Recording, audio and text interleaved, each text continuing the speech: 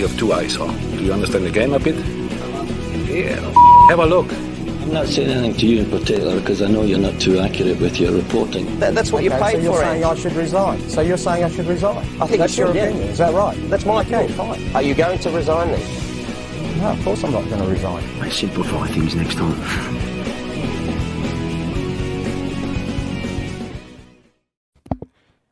A very affectionate greeting to all of our listeners out there. This is the National Curriculum. My name is Josh Parish. To break down the Matildas 0, Spain 7 game and many, many other things we have on the show tonight, Mr. Joey Lynch.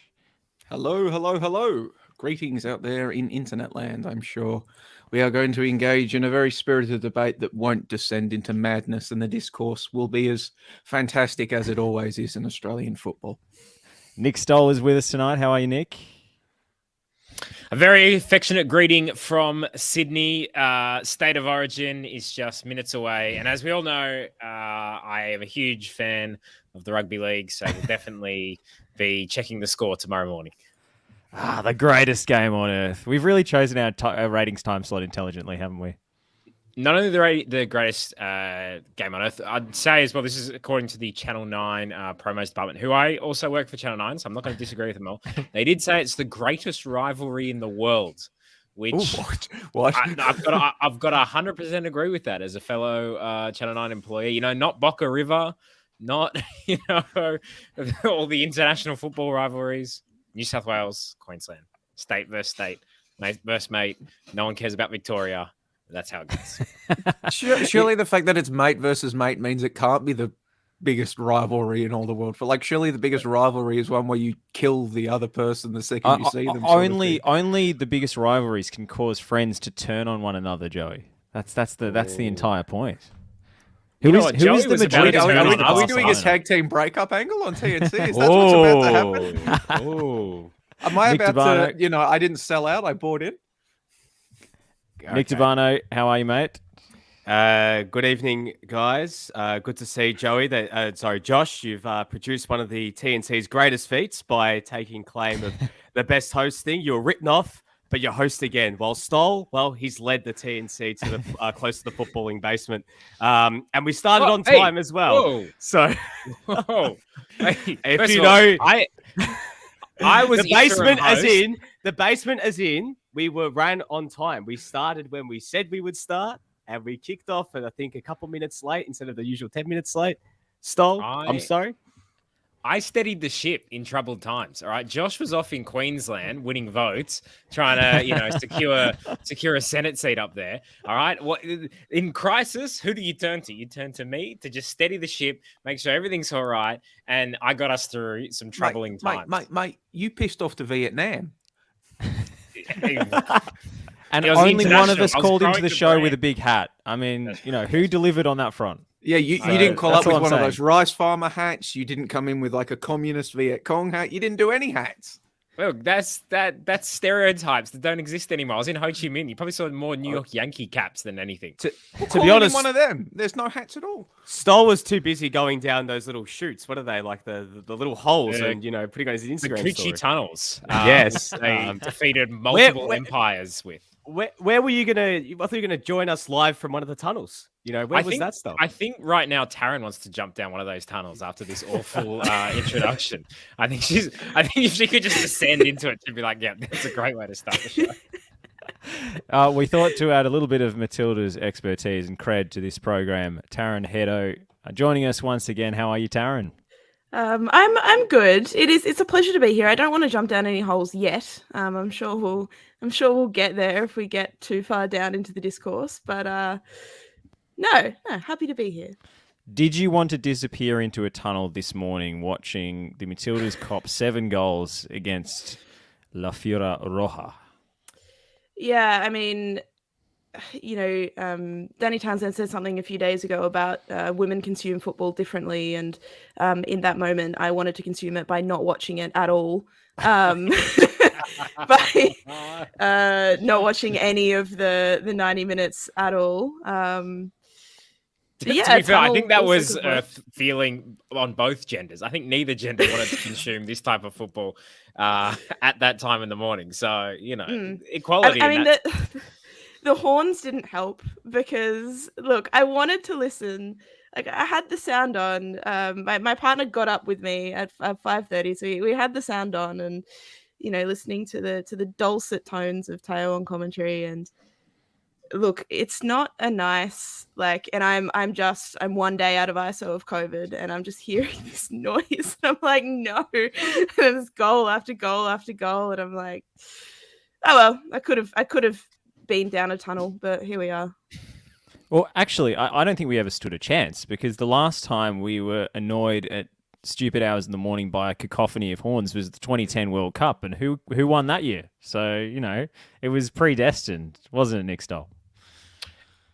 Yes, look, I'll just say that, what Australia was lacking clearly was DNA, Aussie DNA. I don't know why that hasn't transferred on from the Socceroos to the Matildas. Gustavsson, let's be honest, not a lot of Aussie DNA in Gustavsson, being Swedish. Probably the counter argument to that, and I'm very balanced. I like to give both sides.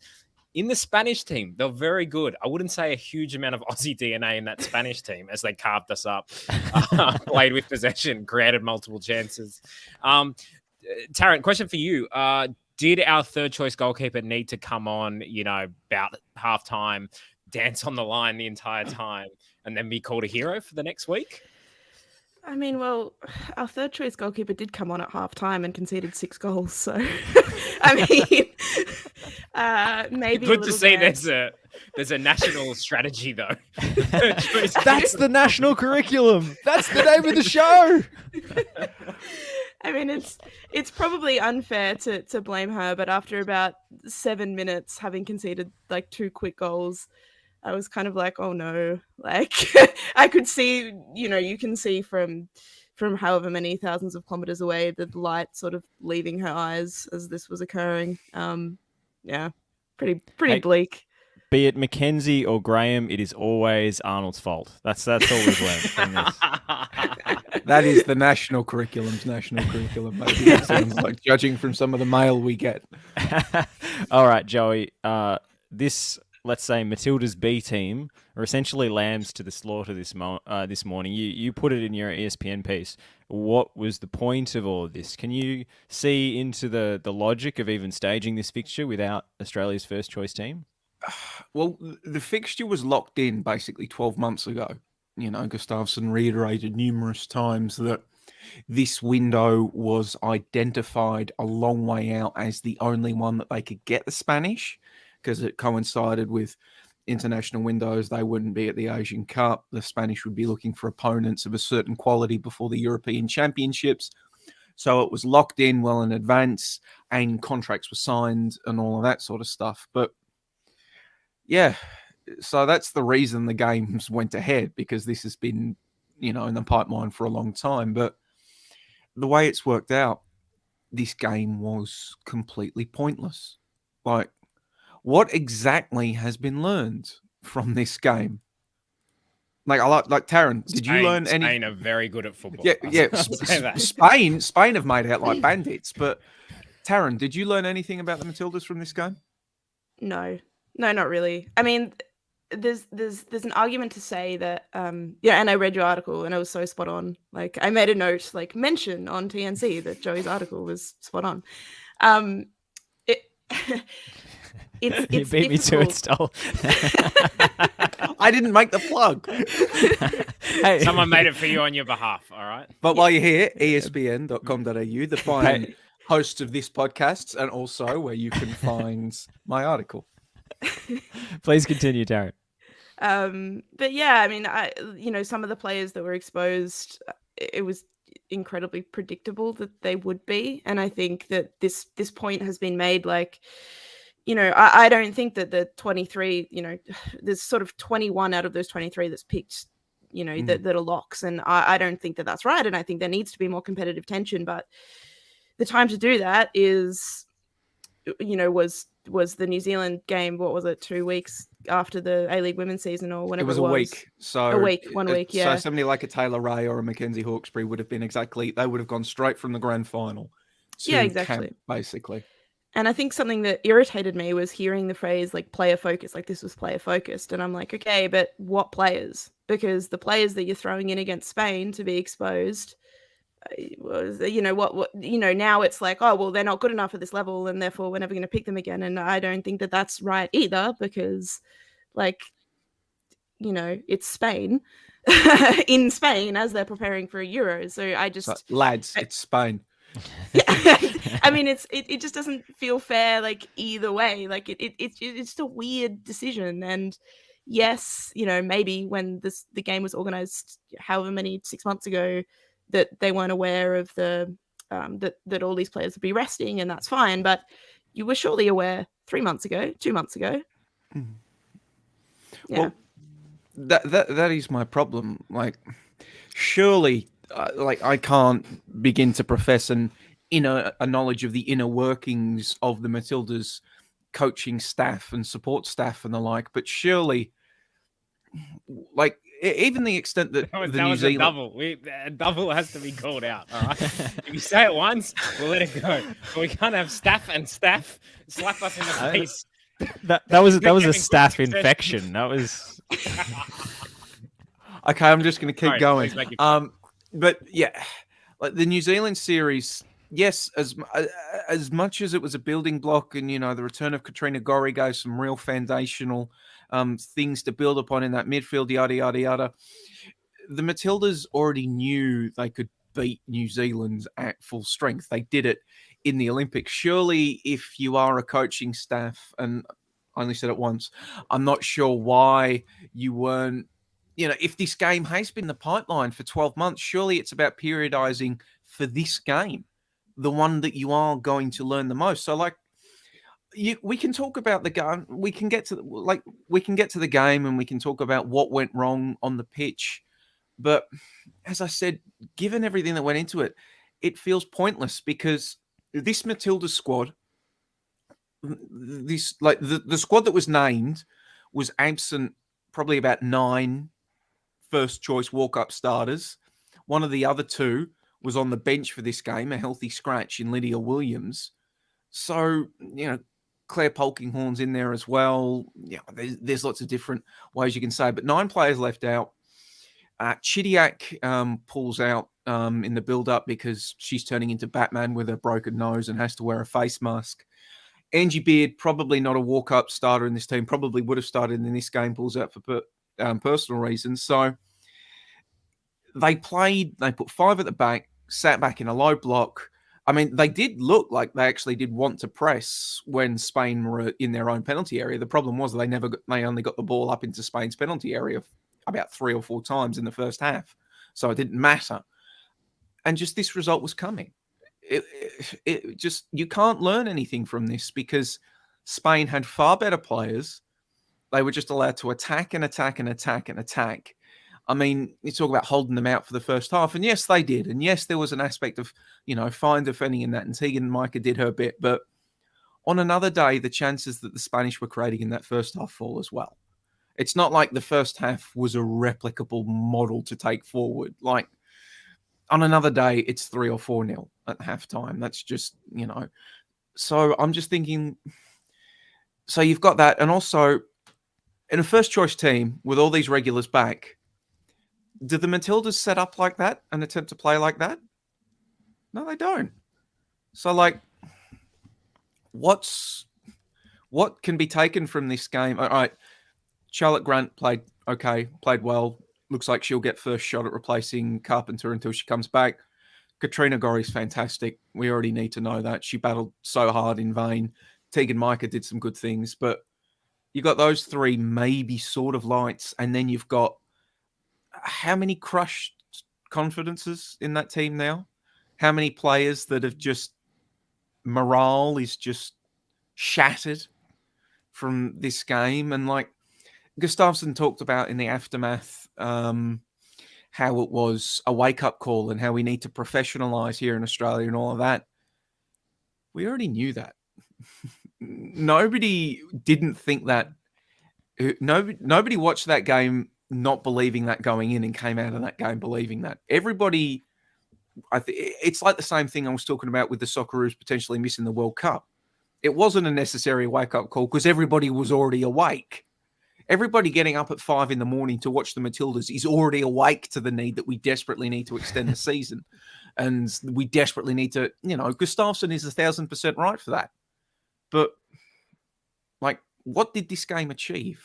I don't know. I mean, you can't, there was only ever going to be one outcome the second the squad was named. You sat and hope that maybe it wouldn't, and maybe a rabbit would be pulled out of the hat, but you can't blame any of these players for this. Just not to the same degree, but you couldn't blame the Indonesians for what happened to them during the Asian Cup. They played a better team. So, I don't know. The real thing is just why wasn't, the load management and player focus. Sure, I don't know. Surely at some point, maybe you start zeroing in. I don't know how late it was. That's the other thing. I think Princess Abini was quoted in the lead up talking about how, sudden the call up was. Did this all happen late? Amy Sayer was saying she couldn't believe it when she got the email. It's all these players getting surprise call ups. So it didn't seem tremendously organised. Joe, I think it's funny that you mention Chidiac and the Batman mask because ironically she's not the hero Australia's midfield deserves, but definitely the one we need right now. I'd say she's the Robin to Gori's Batman. She hasn't quite surpassed Gori yet. That's true, but she has to learn from the best. That's why we need them in the same midfield. That's why we need them on the same task. D'Urbano, just how good is this Spain team that Australia was up against? We got slapped around a bit, but is this the team that's going to win the World Cup? Well, if you ask some people, they definitely tell you, but I don't know how much of Spain's women's national team they've watched. I think most people jump to that conclusion very quickly. So, look, being completely honest, I was not like probably all of us and all got up. I got my sleep in this morning, but I caught up on the highlights a little bit earlier. Is it harsh to say, despite the fact of who was put out there, that still losing 7-0 in this game, it's still not good enough? The fact that we shouldn't have lost that game 7-0 is still 7-0. For God's sake, you don't want to be losing 7-0 full stop. You might understand a 3 or a 4, but you still copped 7 goals and some of the defending structurally was not great. I think in terms of, you mentioned the load management part, which I find is one of the most interesting things is where's the level of organization that goes into, planning this sort of stuff? If, we were prepared to fly how many European-based players for those two, I don't want to call them meaningless, but they were quite meaningless against New Zealand in the middle of April when they're coming to the end of their women's season over in Europe, fly them halfway across the world, play them jet-lagged against New Zealand, against teams that probably majority of this squad would have got a lot of benefit from, whether they'd won or lost against New Zealand or, been able to eke out a few wins. They might have probably got a lot more out of it. And we could have thrown in maybe, if not all, maybe not all of the first choice players that you'd usually have on any given weekend, but you'd have at least a few of them to at least put a bit of a challenge up against Spain. Because I know that, they're preparing for women's Euros, but for God's sake, this country has ambitions to win a World Cup and wants to do well against these sort of teams. Don't you want to try and test yourself against the benchmark with the best possible team you can have out there by planning your load management and going, well, maybe this isn't the time to throw Amy Sayer, Jamila Rankin, Princess Abini. Some of these players were playing in NPL a couple of weeks ago, for God's sake. It's ludicrous to think about the fact that these players are getting surprising emails being told, hey, you're going to get on a plane and fly all the way across to Europe as a part-time footballer as well. He's being professionalizing. These are part-time players playing against some of the world's best, and they have to go into camp and prepare for that. For me, it just doesn't sit right. And we called it lambs out to slaughter, and you can't put it any better. There was no way they were going to win this game. And I think it's disappointing that they were basically set up, in my view, it feels like they almost set up to fail. I know some would say, oh, you just got to throw them in the deep end and see if they can swim. But there's a level to that, right? You can't just be throwing a young child in a pool and say swim. You've got to be able to actually, you've got to give them responsible parenting. Yeah, you've got to work their way into it. You've got to put them in the shallow end with floaties, and you've got to take them to lessons. That's how it works when it comes into swimming and all that sort of stuff. I've gone down the rabbit hole of this analogy, but still, it's the facts. you don't just throw someone who is inexperienced into that situation. It's like you won't put someone driving with their learner's permit with a Ferrari, for God's sake. You won't give them the keys to a Ferrari Spider and say, go drive it, go drive down the freeway, and you'll be fine. For me, yeah, it was just a disaster. And Joey, you're right. You can't take anything out of this game. Like, other than the fact that the structures weren't great, the defending wasn't great, and these players were put out basically just, yep, go do it. Go play against one of the teams that are preparing to win a European championship and in a foreign territory, and whatever happens, happens. Taryn, I want to bring you back in on, I guess all of that. There's a lot to get into there, but it does seem backwards that we played the first full strength team against New Zealand twice, and yes, there were substitutions in that second game, but the starting team was basically Matildas A, and then flying our entire B team, many of whom are Australian based, across to Spain to play against the best team. It seems backwards the way in which this, and yes, some of the players needed a rest, but surely the high performance arm of the Matildas setup should have some role in scheduling these fixtures. Surely they knew that this was going to be at the end of the players' European seasons, and maybe they might be too tired to play against Spain. Maybe this could have been foreseen, perhaps? You would think so. And it makes me think that the decision to play the first team against New Zealand is a non-footballing decision. It's a decision made because their game's at home and they want people to come watch. And that's depressing. NRI, as we say on this podcast. Hey, we got really good crowds for those games, so cha-ching. I mean, that's the kind of, who really, besides us and besides people who care, are getting up at 5:30 to watch us play Spain. And to make a small point on Spain, someone said, are they going to win the World Cup? Are they the best team in the world? Not really. They're a good team. They were better than us. And actually, even in our full strength team, a loss against Spain isn't a disgrace, but they've not won anything. They're not a tradition. I think that we hear Spain and we think about them in men's football, but they've not traditionally been that way. It was the 2019 World Cup. They were this huge breakout, dark horse, maybe they'll do good sort of team then. And I think that maybe we're bigging them up slightly, but yeah, I get the sense that playing the first team in Australia is a decision that's made. All the 12-year-olds that I coach are like, oh my God, Sam Kerr, and flew to Canada, flew to Canberra. And it was it may as well be Canada. It's bloody freezing in Canberra. May as well. COVID brain. But flew to Canberra and it was the best day of their lives and they got to see all their heroes, but that's not going to help us in the long term. What would have helped us in the long term is playing Spain and Portugal. We're not going to be, we keep forgetting Portugal.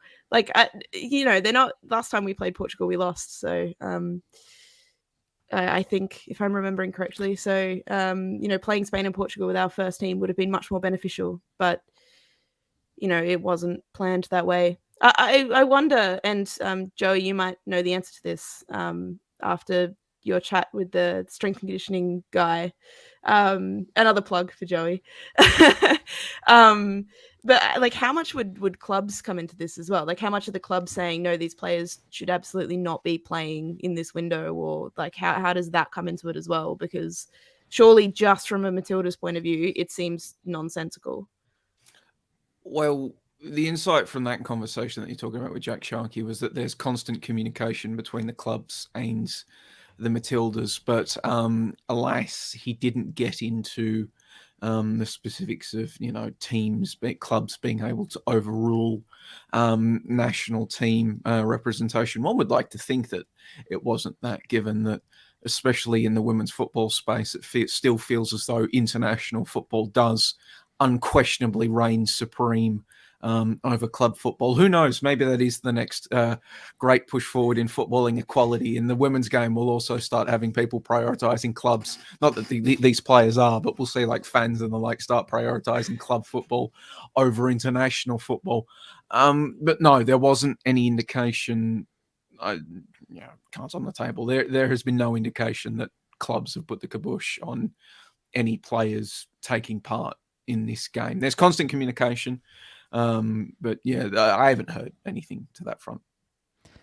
I mean, we're not flying blind here. Like, it's not the 90s anymore. Like, surely they've got access to the information that, and they know in advance about, like, they can make a rough estimate about the loading of these players and how many games they're going to be playing and how much time they need off.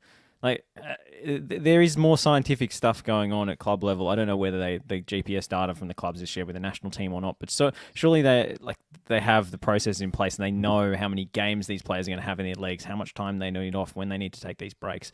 Because we were concerned about the loading of the players and the rotation, and Tony G told us that they were raring to go against New Zealand and they were actually fine, and all the stats showed that they were fine. But I think of, and I'm incredibly on brand for me to bring up Preston, but like, this is MPL 3 level, and they've got data from all of their drills that they do, and they know how much strain in terms of repeated sprints and certain drills are going to put on the players, so they have targets that they cannot exceed over the course of a week, over the course of a month, for putting the players through their paces so that they don't redline. And that's happening at 3rd division Victorian semi-pro level. So this is an elite national team. Like, surely we have more data at our fingertips. Surely this isn't some unforeseen situation that when this fixture was scheduled, they had no idea that they were going to have to make so many rotations. To me, and there's a great comment that's come in from Geraldo, that I'm trying to give Tony G the benefit of the doubt, but going with such a full-strength team twice against New Zealand after the Asian Cup failure, and then going with damage limitation tactics here, speaks of some rather lamentable self-preservation areas. And I think that's spot on, to be honest. You mentioned there, Taryn, that not as many people are going to be watching these games in the wee hours of the morning. The spotlight is not on this fixture in the same way as it is on the home friendlies. And so a loss against New Zealand with maybe a rotated team would have stung a lot more. But if the first choice team gets beaten, I don't know, 3-0, 4-0 by Spain, that's a huge that's a huge blow against this current Matildas setup. And that's a huge reputation. That's huge reputational damage. Now they have the built-in excuse of having played all the Resi's players. But if the first team had gone out and delivered even half the scoreline or a similar performance, then they wouldn't have the built-in excuse to say, "Oh, we used players 30 through 50, not players 1 through 23." I mean, I've got one point that I want to make, and then I've got a question that I want to ask Taryn to get her opinion on it. The first one is, I think I want to say I have zero doubt. I just want to make very clear in all this. I have zero doubt that the players need a rest. That the loading. I don't think they're being held out. They're perfectly fine and being held out. There's been nothing to indicate that is the case. So Tony Gustafsson saying how lamentable it is that these players had to have a rest now. And I mean, Ellie Carpenter is the biggest warning sign. She, ruptured her ACL and, at the very last domestic, club game of the campaign, showing, just how these players were redlining. So that is the warning thing. So I'm not, it is lamentable in the sense that maybe with all that in mind, this particular circumstances in the very short term was unavoidable. But then you have to ask questions. It's not about just leaving it there and saying, all right, players couldn't play. It is what it is. You have to start looking at the processes involved in that, which is what we talk about on this show all the time, not just looking at the outcome, the processes that went on to that. And that's the question. All right, these players were redlining and couldn't play. Why? We've known about this game for 12 months. Why? Why was this deemed the most acceptable pathway compared to all the others? Or if it wasn't foreseen, why? Because, I mean, we're talking about this game's been known about for 12 months. Women's World Cup is in 12 months' time. I would surely be hoping that a home national team would have the next 12 months completely mapped out already with no surprises in the road. Because apparently the Spain series has taken the national team by surprise and they haven't been able to have their first choice team available. So there's a plan for the next 12 months, right? Yeah. We're not going to, coming out of the domestic campaigns in 2023, we're not going to have any surprises. Yeah. I mean, I'd hope. But the other question I wanted to ask you, Taryn, because Josh was talking there about reaction to this game, and second choice versus first choice side. And it has been very notable to me that there hasn't been much of a reaction. I was watching the sports on the 6 o'clock news on 9 and 7 to see how this would report it, and it just didn't. I know there are later bulletins, and it might end up on that, but I think the 6 o'clock news ones are the highest rating and the main ones, so that's the ones I was watching. Do you think that for the Socceroos qualifying for the World Cup in Qatar is going... Well, it's going to take away some media coverage from the Matildas, but do you think it's going to take a disproportionate amount of focus away from the Matildas than many would have been expecting? Because I imagine it feels as though Australia has been preparing for the Socceroos to miss the World Cup for a while, and now they haven't. Do you think maybe some of the reason there wasn't a lot of coverage today is because everybody's, just worried? Well, not everybody. A lot of the powers that be, a lot of the average punter are like, oh, well, the men are actually in the World Cup. Screw, let's just focus on them for a while. Do you think there's an element of that in there? Yeah, it could be. I mean, I'd never thought of it like that before, but I think that you're right. I certainly think from now to the Men's World Cup in November, I think a lot of the media is going to be sucked up in that, as you would imagine. And then the Women's World Cup sort of has a clear sort of 6 months or so to just a clear run at it from there. I also wonder, when you were saying that, again, going back to the kids that I coach and the people that I know that aren't necessarily fans of the game but might watch a game here or there, a lot of it is they follow players and they follow names. And a headline, Sam Kerr scores a goal, is a headline, I think, in Australian media. And it's lamentable. It shouldn't be this way. But I think that is more of a headline than the Matildas do something, which, yeah, is a problem. But I think that contributes as well. Like this, having the Resi squad has, it's sort of twofold in that, yes, it's a built-in excuse and a built-in reason. And, I agree with the point that was made earlier that, yeah, like 7-0 was still, we looked like training cones for some of the goals. Like, it's still not a level that we should be performing at. It still is an issue.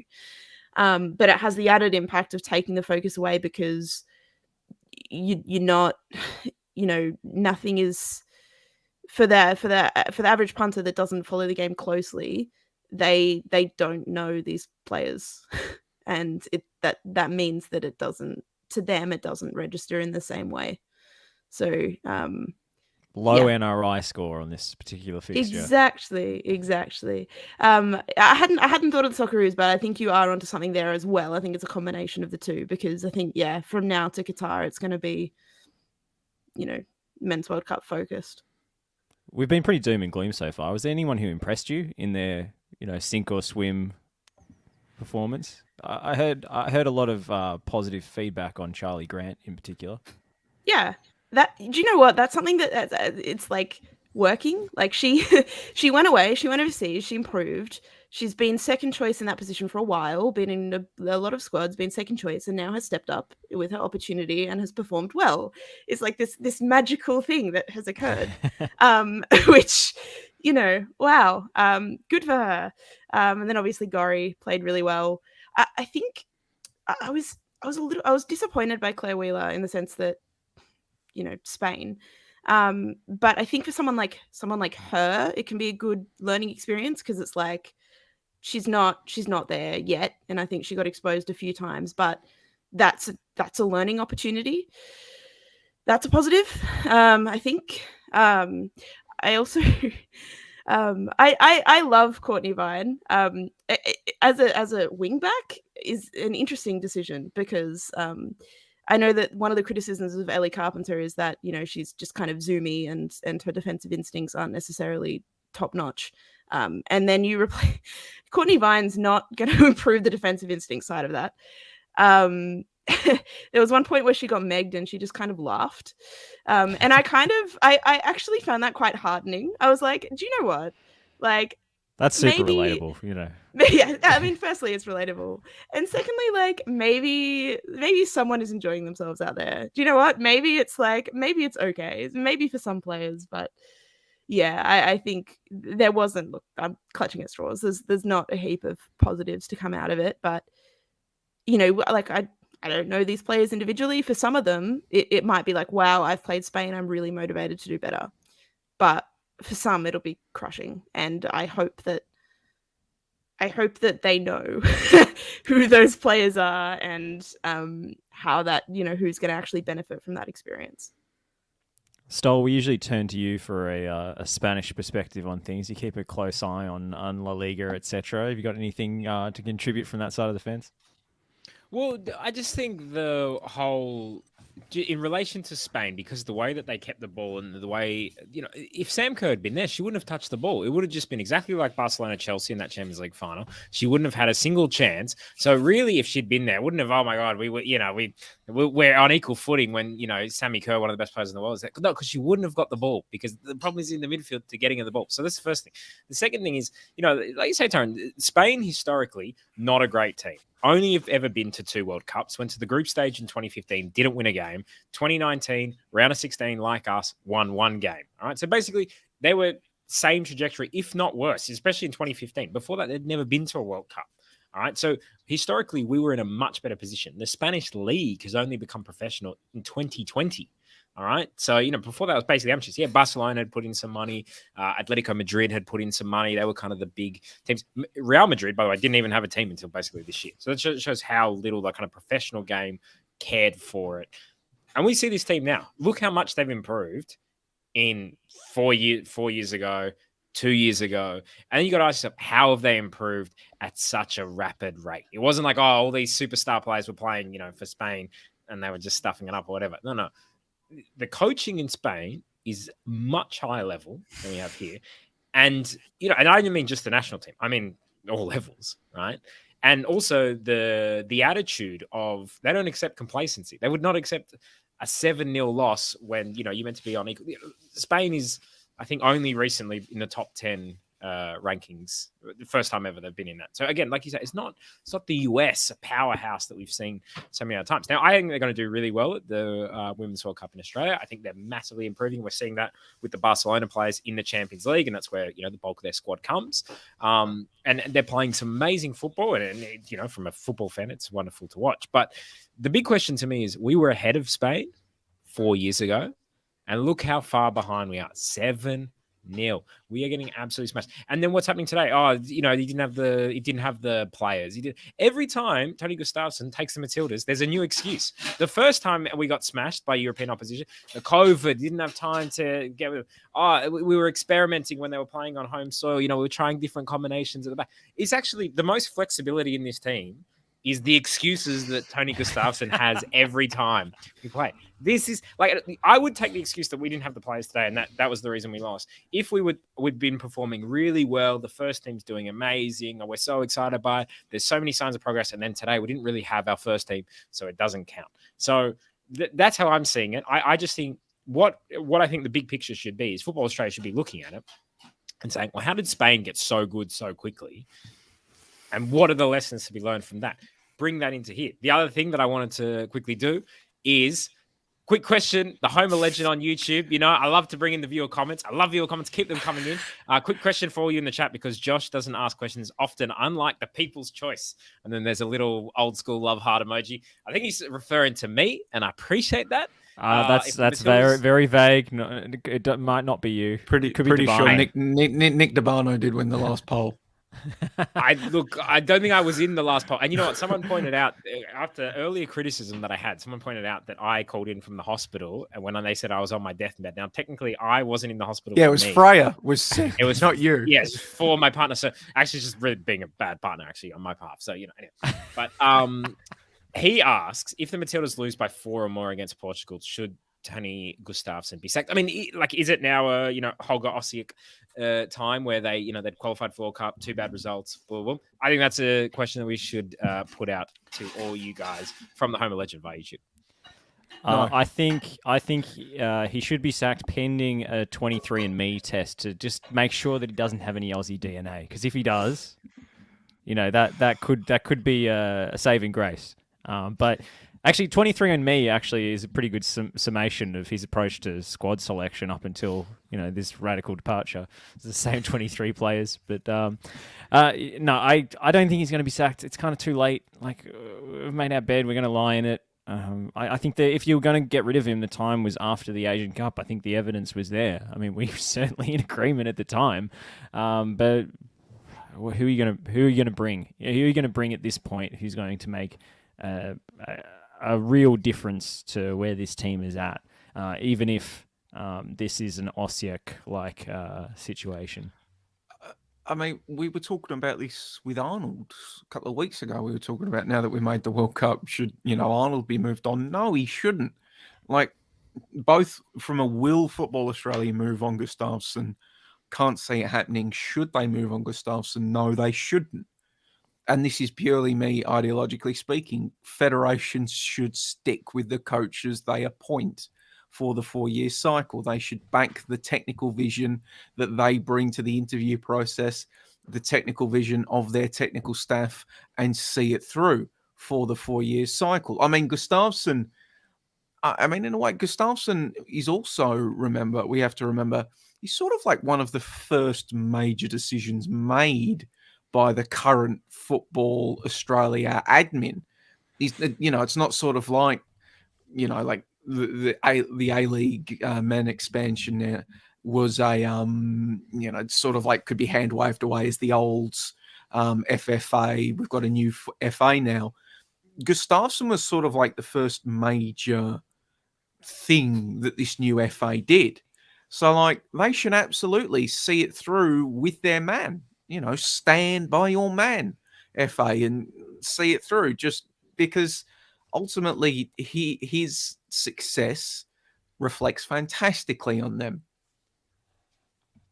So does the alternative.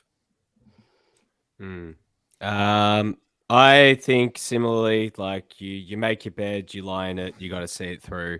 Like the whole Gorostik situation, I think is a very different one as well. I think that was just got to a point where it just that blew out of proportion, right? Like that was very, very different. I think he should be given at least to the end of the World Cup, and then whatever happens after the World Cup. I know the cycle technically ends at the Paris Olympics, but in my opinion, it should be at least until the World Cup. If the World Cup is a complete catastrophe, that's when you bite the bullet and you go, look, we need someone else in charge. But right now, as Josh, you alluded to, who's going to come in and do a better job? I know people might theorize and say, yep, we can get someone in just like that. It's not that easy just to get someone in straight away and they're going to be able to change things straight, like in an instant. Like give it Jeff Hopkins till the end of the season. Like that's as much as I'd love to see Jeff Hopkins coaching the Matildas one day, this isn't the right time. I just think that right now you stick with what you got. You see it through with Tony G. You hope that something can turn around, that, they can go back to that Olympics, what was it? Just playing off pure vibes and hoping for the best from Sammy. And maybe that will get us through the World Cup. But I don't have great faith in where things are going. But if you make that decision, you got to go through with it. I just don't see the point in changing things now. A lot of let's be honest, we don't have the money to sack people ahead of time and then pay somebody else. Yeah, and you think about it, you think that money will probably stick around for how long? Until 2024? I forgot how long his contract is until. If someone could please correct me, go for it. But you're going to have to pay that contract out, then you have to pay someone else. And to get a really good women's football manager, or just a good football manager in general, you're going to have to spend big top bucks. Like we spoke about that with Arnie. Like you're going to sack Arnie from his highest paid contract, which is out of all Socceroos managers of all time. And then you're going to have to pay him out. And then you're going to have to bring in Marcelo Bielsa, who's probably going to ask for even more money than Arnie. So you're just going to be completely strapping yourselves with cash. And I don't see the point in that. Just stick with what you got. If it doesn't work out, then, well, you cross that bridge when it comes. We've still got a World Cup to prepare for. Again, it might be seen. Some might see it as a Tony Gustafsson apologist angle. But no, I'm looking at this from a pure, like, just... You make your bed, you lie in it. You got to see it through. There's there's time, hopefully, in the next 12 months that things might turn But around. if wait you and make see. your bed and the bed is the sheets all over the place, the pillows. Yeah, on but the you ground, made it. Someone's going to come in and you lay in it. No, someone can come in and be like, you know what? Let's make the bed a little bit better. Before Yeah, we but get are they laying in it? You're the only one laying in it. We're all laying in it. It's the national. Hey, not everyone has the cash to call for housekeeping. Yeah, I you know. Not all of us can afford snooze mattresses, Nick Stoll. Maybe it's Target mattresses we can only afford right now. So that like, if it's not as comfortable, we're gonna lay in it for the time being. Oh, what a segue this would be if we had a mattress sponsor for this podcast. If only. Taryn, to sack or not to sack? I've become so much more cynical about this in the last 6 months. No, I don't think you can now. I don't think you can now. You know, as everyone has said, World Cup, and then pending World Cup results. But yeah, I think also something that to be an apologist, you know, I think it's a national team and there's more going on than, you know, play development. All of those things are not his fault. However, what's going on the pitch is, and there is an argument to say what's going on the pitch purely is not good enough. But World Cup, we'll see what happens. Stoll, are you going to zag here? I mean, look, to me, it's very similar to the Arnie thing as well. Yeah, we're not saying Arnie is responsible for the be all and end all of the Socceroos issues. And it's the same with Tony Gustafsson. But this is getting ridiculous. Every single time the Matildas play, we get a new excuse. And at a certain point, like, you know, Geraldo makes a good point via YouTube, building on what Stoll said. Thank you very much. Set it up. I'll set him up. You knock him down. Said about Kerr. The extra worry is we weren't actually missing much in midfield in terms of first 11 players. Antonis Pagonis makes the point. Stoll saying Tony G makes excuses, then proceeds to make his own. Scasare, okay? All right. Antonis, I know you understand what that means. Scasare. Anyway. But yeah, look, I just think, like, at what point? Like, I get the thing that we need to stick with it and we need to, like, kind of, you know, lay in the bed that we've very poorly constructed. But I don't know, at a certain point, like, this is our best chance we're ever gonna get to win a World Cup, men's or women's. Best ever chance we'll ever get with the players that we have and on home soil, at least in our lifetimes. We're never gonna get this chance ever again. And are we just going to give it to this Swedish guy and say, well, you know, we picked him, you know, a year ago because he did a nice interview and stuff, and we've got to stick with him now. And that, like, this is it. Roll a dice. It's time to make a big call because this opportunity will come once only. Will we capture or let it slip? Are you going to do an Eminem verse? I was close. I was so close. Oh, God. Is your new name Slim Stoley or something like that? Man, That's even worse. That's even worse than his reference. I just want to. We've seen Gustafsson come out after this game and talk about the need to improve the Australian ecosystem, improve A-League women's professional standards, improve the NPL. One thing which I think was a massive, and I know once again I have to acknowledge a ton of extenuating circumstances, family, pandemic, all of that sort of stuff. One of the real, I think, poor things of Gustafsson's tenure has been that he's barely been in Australia. And he's been, I think he's actually been in person at one A-League women game, the grand final between Melbourne Victory and Sydney FC. And it's almost sort of too late now because ostensibly his squad for 2023 should pretty much be locked in and the vast majority of them are going to be overseas in Europe where he's based himself. But I don't know. I think another thing, like him talking about the need to improve the domestic scene, like he's 1,000% right on it, but it would feel a lot better had he been in Australia a bit more, getting out and being seen and being present at a whole bunch of, you know, A-League women's games, press in the flesh, talking to local coaches, talking to local players. Hell, getting out and seeing a few NPLW games as well. You know, go and watch NPL New South Wales, given that you called up about, 6 or 7 of them for this squad, you know. I mean, take it from me, Joey. I mean, having been on the campaign trail in Far North Queensland recently, there's nothing better than boots on the ground. You got to kiss a few babies, you got to shake a few hands, you got to wear a few hats. But like what I'm trying to say, I guess, really is he's 1,000% right on the need to professionalize. But as I said, I think there are very few that would disagree with him on that. It would carry a lot more weight and authority if he'd just been a bit more present and visual. And like I said, that might have been impossible, albeit he did get in and out the country for Matildas friendlies and all of that sort of stuff. But he's got family, all of that sort of stuff. I acknowledge that, but I think that is maybe one of the reasons his previous. Don't take the job. Don't take. You got to spend time with your family. Very good. I respect it, my friend. This job is not for you. But I guess you think the Spanish coach is in another country? Not checking on the local competition. I don't know, but what I'm saying is, yeah, like his previous statements surrounding "you got to leave" went down like a lead balloon, and he's been clarifying them ever since. Probably wouldn't have gone down so poorly had he just been a bit more visible. Taurus asks, is Nick Stoll involved in contract negotiations while on air? That's it. Let me tell you, I've been negotiating with my wonderful partner about tonight's dinner, and some escabillada for our Spanish friends is fucking delicious. I can't believe that's the thing I have to censor in the podcast. Sorry. Actually, the Matildas game... Normally it's me eating on the air, not Stoll. I do apologize. Actually, the Matildas game this morning made me hungry because they kept saying "cal dente," and I thought, perfectly cooked pasta. Just. By the way, I heard the Spanish commentary in the highlights, and big praise for Gorri. Well done, Gorri. Sounds like one of the locals. Maybe she'll get a contract out of it. I mean, yeah. Well, I mean, look, that might be the one thing I think would be really cool is if maybe they were impressed by her, and then she got to play in Spain because I think that league is improving. The one thing I would say as well is Barca, especially Barca, is way ahead of the rest of the league. So if you just sign for Spain, like I think a few of the Matildas have, and some of the, name recognition index, some of the big clubs, their women's teams programs are awfully run. So if you sign for Barca or Atleti or probably now Real Madrid, for sure, you're going into a good club with a good infrastructure. But a lot of the other clubs are amateurs, basically. Yeah, I know Jenna McCormick had a terrible time at Betis. I think I remember. Real Betis, yeah.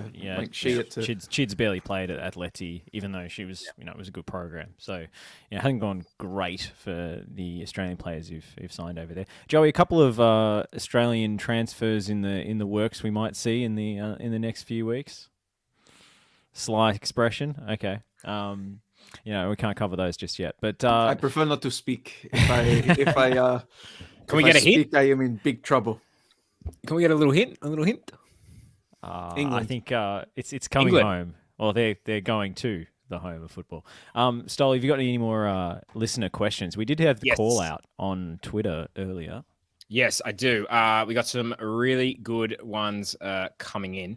Edmund, our young on Twitter, asked, after the latest wake-up call, trademark. I like that wake-up because we have... when you've snoozed your alarm a couple of times? That usually comes when you've made your bed really badly and then you start snoozing your alarm. It's true. You don't have a good sleep. I like this. Joey doesn't like it, but I love it. All right?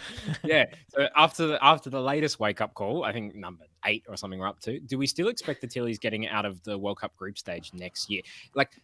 Because, a year ago, we were, maybe not a year ago, a year and a bit ago, there was talk of, we can win this. We can win this. Now it's the question that Edmund's asking, can we get out of the group stage? The goal should still be to win it. If we're not going in expecting to win, sorry to use that phrase, but what we even doing? Then we're done. But the plan should absolutely, expectations too heavy a word. I don't think, there's no divine right to winning it, or so to speak, but shout out to Alvaro Recoba, by the way. There we go. Aspiration should still be to win it. I mean, they could get pumped 8-0 in all their remaining games, and the aspiration should still be to win it, given the circumstances that have been mentioned. Best generation ever, home World Cup. Aspiration has to be to win it. Right in the group stage, if they get out the group stage, if they fail to get out the group stage, it's been an absolute catastrophe, given that they are the hosts. They should get, in theory, as hosts, they should get a relatively softer draw. So if they're not getting out of their group, at a 32-team World Cup, remember, as well. So 2 teams getting out of the group. If they're not getting out of the group, it's very unlikely, I would say. Antonis Pagona says, expect to get out of the group stage. Done.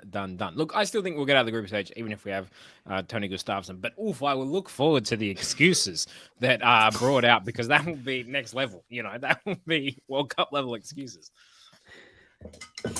I think right now we're going home second round. That's what I think. Taryn, how are we going to do? Oh, yeah. We should get out of the group stage. I mean, I remember thinking, like back years ago, we're not going to win.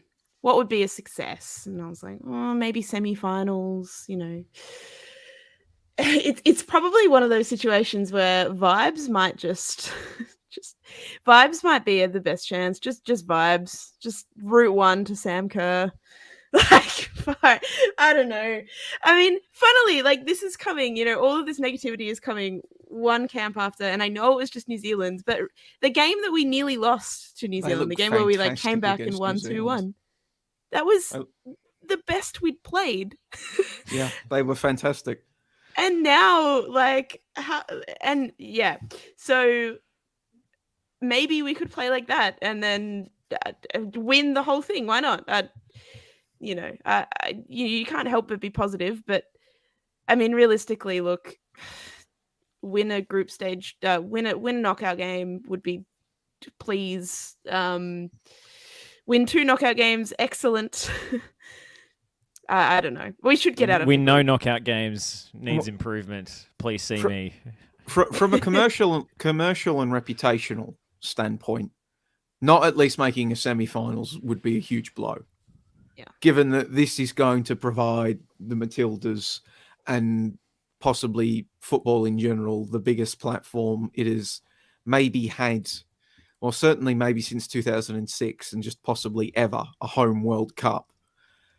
Not making the semi-finals would be a massive blow commercially, reputationally, because there would be an absolute mass of fans that had probably just not been paying too much attention, heard the hype, would unironically expect the Matildas to win, and become very disillusioned with anything less than that.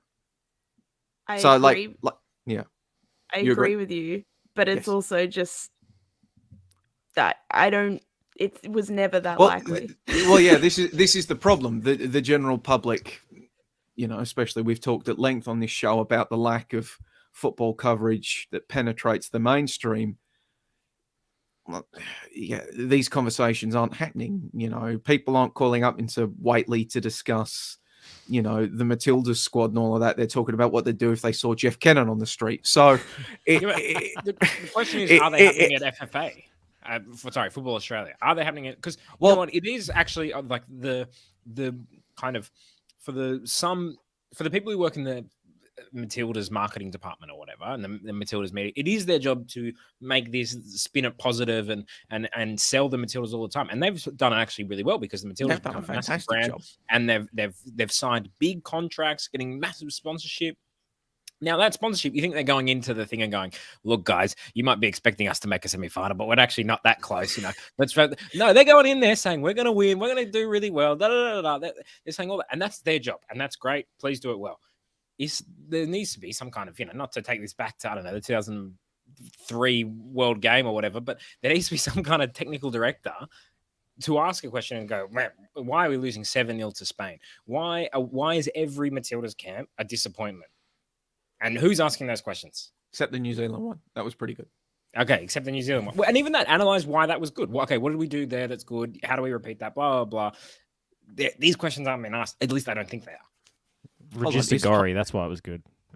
Is the Homer the legend Ante? All right, let's read his thing out. The Homer legend says this could realistically be our only ever World Cup on home soil. I think Nick Stoll made that point earlier before. Before the inevitable ecological and social collapse of the planet within the next 50, 100 years. Homer legend. No, it's not Ante because there's not enough references to the housing market. Yeah, exactly. Yeah. But the home, I was going to say, we've had some dark times on this show, particularly when Ante's on. And shout out to Ante. Availability is the best ability, severely lacking, but he will be on soon. And, lots of love to Ante. And there was lots of love in the comments. There was a little bit people like someone. I think Alan Riley said, "No Ante, no party." Excuse me. Let me tell you something. If you have a party, Ante is not who you want to bring.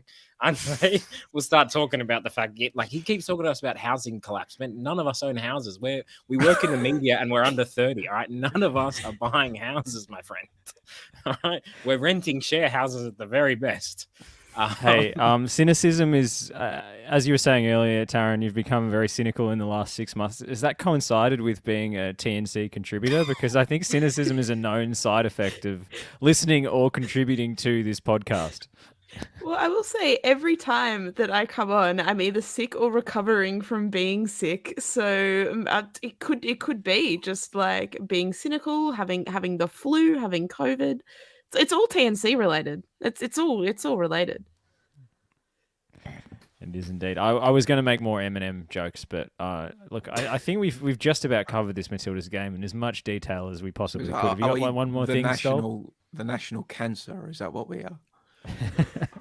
I mean, you can make that joke. Yeah, yes, no, I was going to say I'm the only one allowed to make that joke. And I'll say, it's the 26th of June, so tax time is coming up, and you can make your donations to Canteen, and it's tax deductible. So why not, give some money to Joey's very well run and very deserving charity. And now I'll say something dumb to balance out something nice that I just said, which is the following. A friend of mine asked me, a Spanish friend of mine asked me a very good question that I didn't have the answer to. He said, "What is a Matilda?" Right? And not in like a theoretical thing. If we were called the Kangaroos or something, okay, it's a kangaroo. What is a Matilda? And then he sent me the lyrics to Waltzing Matilda, which is where I was like, oh, it's from this song, it's a very famous song. And he goes, well, it sounds like a Matilda is a sleeping bag because it is swag. Yeah. So it is. So they're basically they're the rucksacks. I love the Matildas and it's a great brand and but that's not the best name, a sleeping bag. We just lost 7-0. They're asking, are you still sleeping? What's going on? You have so many wake-up calls, yet you're a sleeping bag. This is and the bed metaphor as well. This is the problem. Stoll, when you started that you had a Spanish friend ask you, I thought it was some sort of long, elongated joke that you were going to say, it's a Spanish friend walked into a bar kind of joke. I was just waiting for you to go down that route. I didn't realize that you've been serious. But yeah, in the group chat this morning, this is what I got: 7-0. Lol. What happened to the sleeping bags? That was what he asked me. Hey, have you seen the alternative names? This was a poll that decided the name for the Matildas. Yeah, go on. What were the alternative names? I've got a picture here. Here you go. Soccer Twos. Jesus, that's terrible. Oh. Blue Flyers. Does anyone understand Blue Flyers? Waratahs. Okay, we're only going to be from New South Wales. Kind of like that one. Matildas, Lorikeets. Is there one under the banner that I just quickly... No, I think that's it. That's it. No. Can you imagine? That's the only thing under the banner says maximum call costs 25 cents. So you know. Can you imagine? Could you imagine? Imagine if they were the Soccer Twos. It's like Australian Idol kind of stuff. Matildas is the best name, I gotta say, out of all that. All right. I like the Lorikeets. Lorikeets is nice. Yeah. Call them the Lozzers. Coached by Goran Lozanovsky. The Lorikeets coached by Goran Lozanovsky. To be fair, Joey. This was the reserve team today, so therefore Soccer Twos kind of makes sense, every time we play, instead of Australia A or whatever the reserve team is called, Soccer Twos. Not bad. You got to have a positive spin. Absolutely. I mean, yeah, it could have been worse. We could have been called the Soccer Twos. Oh, dear. All right. Taryn, do you want to stick around while we talk A-League minutiae and various other things, or would you like to bid us adieu for the evening?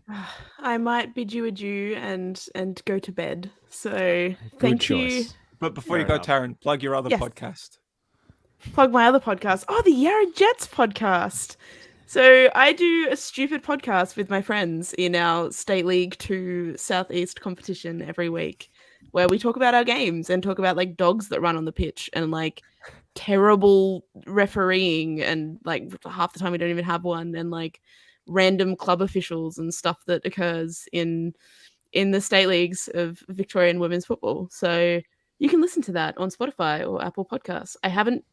I'm sure it's easy to put them on other platforms, but I haven't figured out how, and it's all up to me. So you can listen on those two platforms or on the RSS feed. There you go. Keep at it. Keep shit posting, and one day you too could score an ESPN deal. We're not sure how we did it, but there you go. Well, Darren, can I just ask before you go to bed, what time is your Matildas wake up call scheduled for?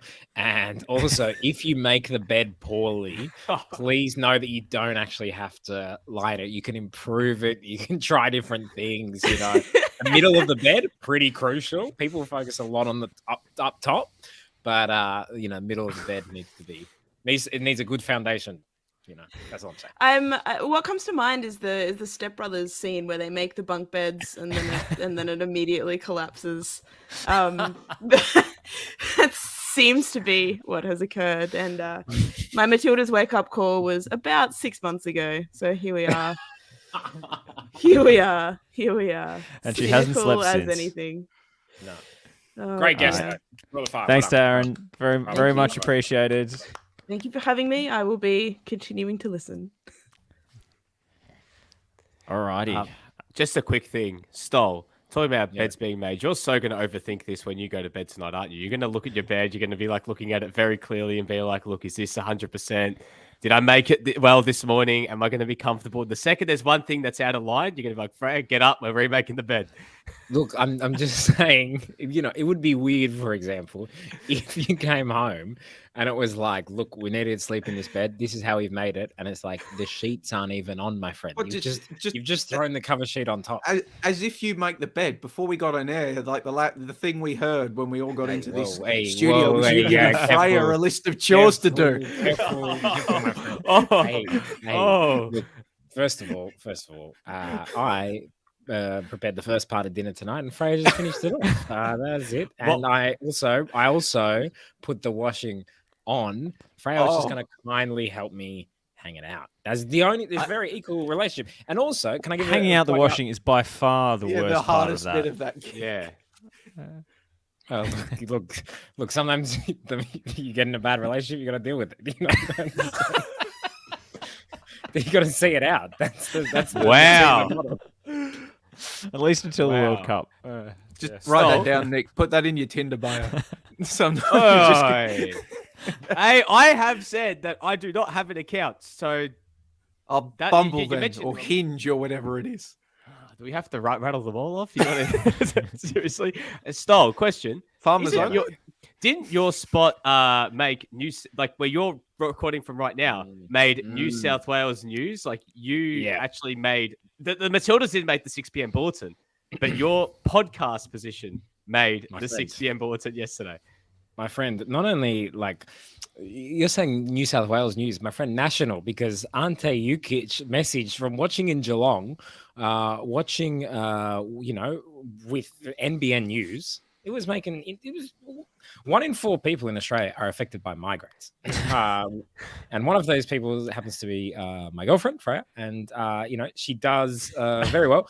And, she was on national news for having a tiny brain, which apparently causes higher high likelihood that you suffer from migraines. If you suffer from migraines, sympathize. They are atrocious and horrible, and good luck to and can be brought on by living in domestic bliss with Nick Stoll. Yeah. This is starting to sound like a Jordan Peterson thing. Like, you gotta clean your room. Look, I'll just say there should be more funding and research for something that affects 1 in 4 people. Because I was saying to Freya, it is kind of crazy that I cover football for a living, and then look, 1 in 4 Australians are not football fans. But if 1 in 4 people are affected by migraines, maybe we should, dedicate a weekly podcast to it or something. I don't know. I mean, clearly it's affecting a lot of people because, migraines screw up your vision. And I think that probably explains why the eye test is failing so many Australian football people. More than one in four, mate. They can't see the pitch. There was the two ways that could go. It was either going to be an eye test joke or a Tim Cahill joke. Hey, we should probably move on to something a bit safer ground. I think so. Twitter questions, Mr. Stoll. All right, let's go to your questions. All right, let's go. Let's just roll through some Twitter questions. Igor Mihodzic. Sorry if I've mispronounced it. Igor, he says, Mihodzic. When will very TG, talented footballing family? Really? Okay. When will TG call on the Australian DNA to get us through the group stage next year? Or is he keeping that safely tucked away in his kit bag? Does he need Arnie's permission? Imagine if Arnie held like the Aussie DNA and he rented it out to I think the Wallabies are playing England or something soon and whatever. Is it like, Tony G's has to go on this quest and has to go and find Arnie at the top of this mountain in this cave, and he holds the power of the DNA, and it's like the Force or something. Like he's having Aussie DNA, and he's got to impart his wisdom, and then suddenly he can use the Aussie DNA like he can use the Force. So he just imparts it. It would be like a vision quest to the summit of Mount Panorama, and then crawl into a cave to find a throne made of tinnies. I was envisaging the title sequence. I was envisioning the title sequence of Sam Raimi's Spider-Man, where the spider DNA is getting grafted onto his. What kind of animal does Tony need to be bitten by? A bed bug. This bed because of his issues with the beds. No, an esche. Just needs to be bitten by a random esche on the street. Bitten by an esche. Yeah, it happens. Bite. Maybe I don't know. I was going to say dingo. Get bitten by a drop bear or something. Like the mythical drop bear just falls from one of the trees and bites him, and then suddenly he has. Part about Aussie DNA was just smashing CUNTs. You know what? I'll just say, just on being bitten, Suarez beat Chiellini in 2014, and then by 2020, he was European champion. So, hey, look, another question coming in via Twitter, NRL Kit Clash. Don't know why you're asking us questions, but anyway, I do appreciate the support. Thoughts on a certain ex-football journo, I'm just going to say he was talking about Ray Gatt, suggesting Arnie achieves one of the greatest coaching feats in Socceroos history. Do you see, Stoll, what my reference off the top was relating to now? I mean, that was an hour ago. I don't remember. Yeah. Okay. Can you reiterate? It was that tweet. And I said that Josh has created one of the greatest feats in TNC football history by reclaiming the right of being host. Oh, damn right. Damn right. Look, look, and you know what? Ray Gatt, football journal for many, many years. So, much respect to him. But, as he said on Twitter, he's been friends with Arnie since 1987 or something. And maybe that informs why he said it's one of the greatest ever, results. If one of my close mates took the Socceroos to the World Cup, I'd be saying some crazy stuff too. All right. Well, I mean, how many great feats are there? And what is one of the greatest results? Like, if they're talking about top 10 or top 20, we haven't achieved that much. So there's not many to choose from. It was in the top 10 World Cup qualification campaigns Australia's ever had.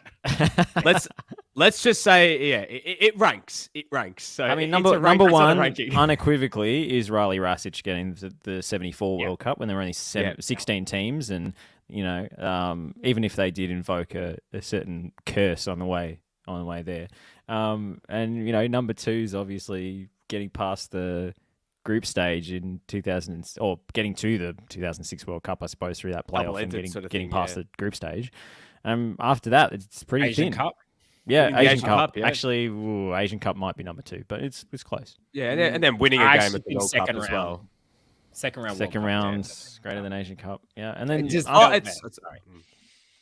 And if we're going to include Matilda's feats, I know we got there on vibes, but hey, we got to the semis of the Olympics. I guess that's something.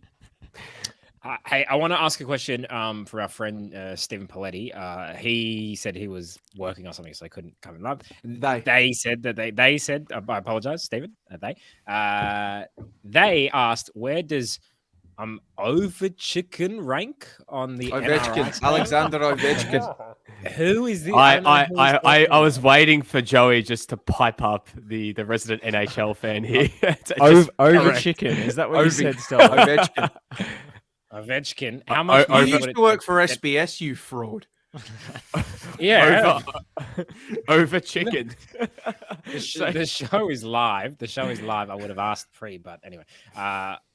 So somewhere Ovechkin, Lucy is his name spinning in her grave, and she's not even dead. She's spinning on a rotisserie.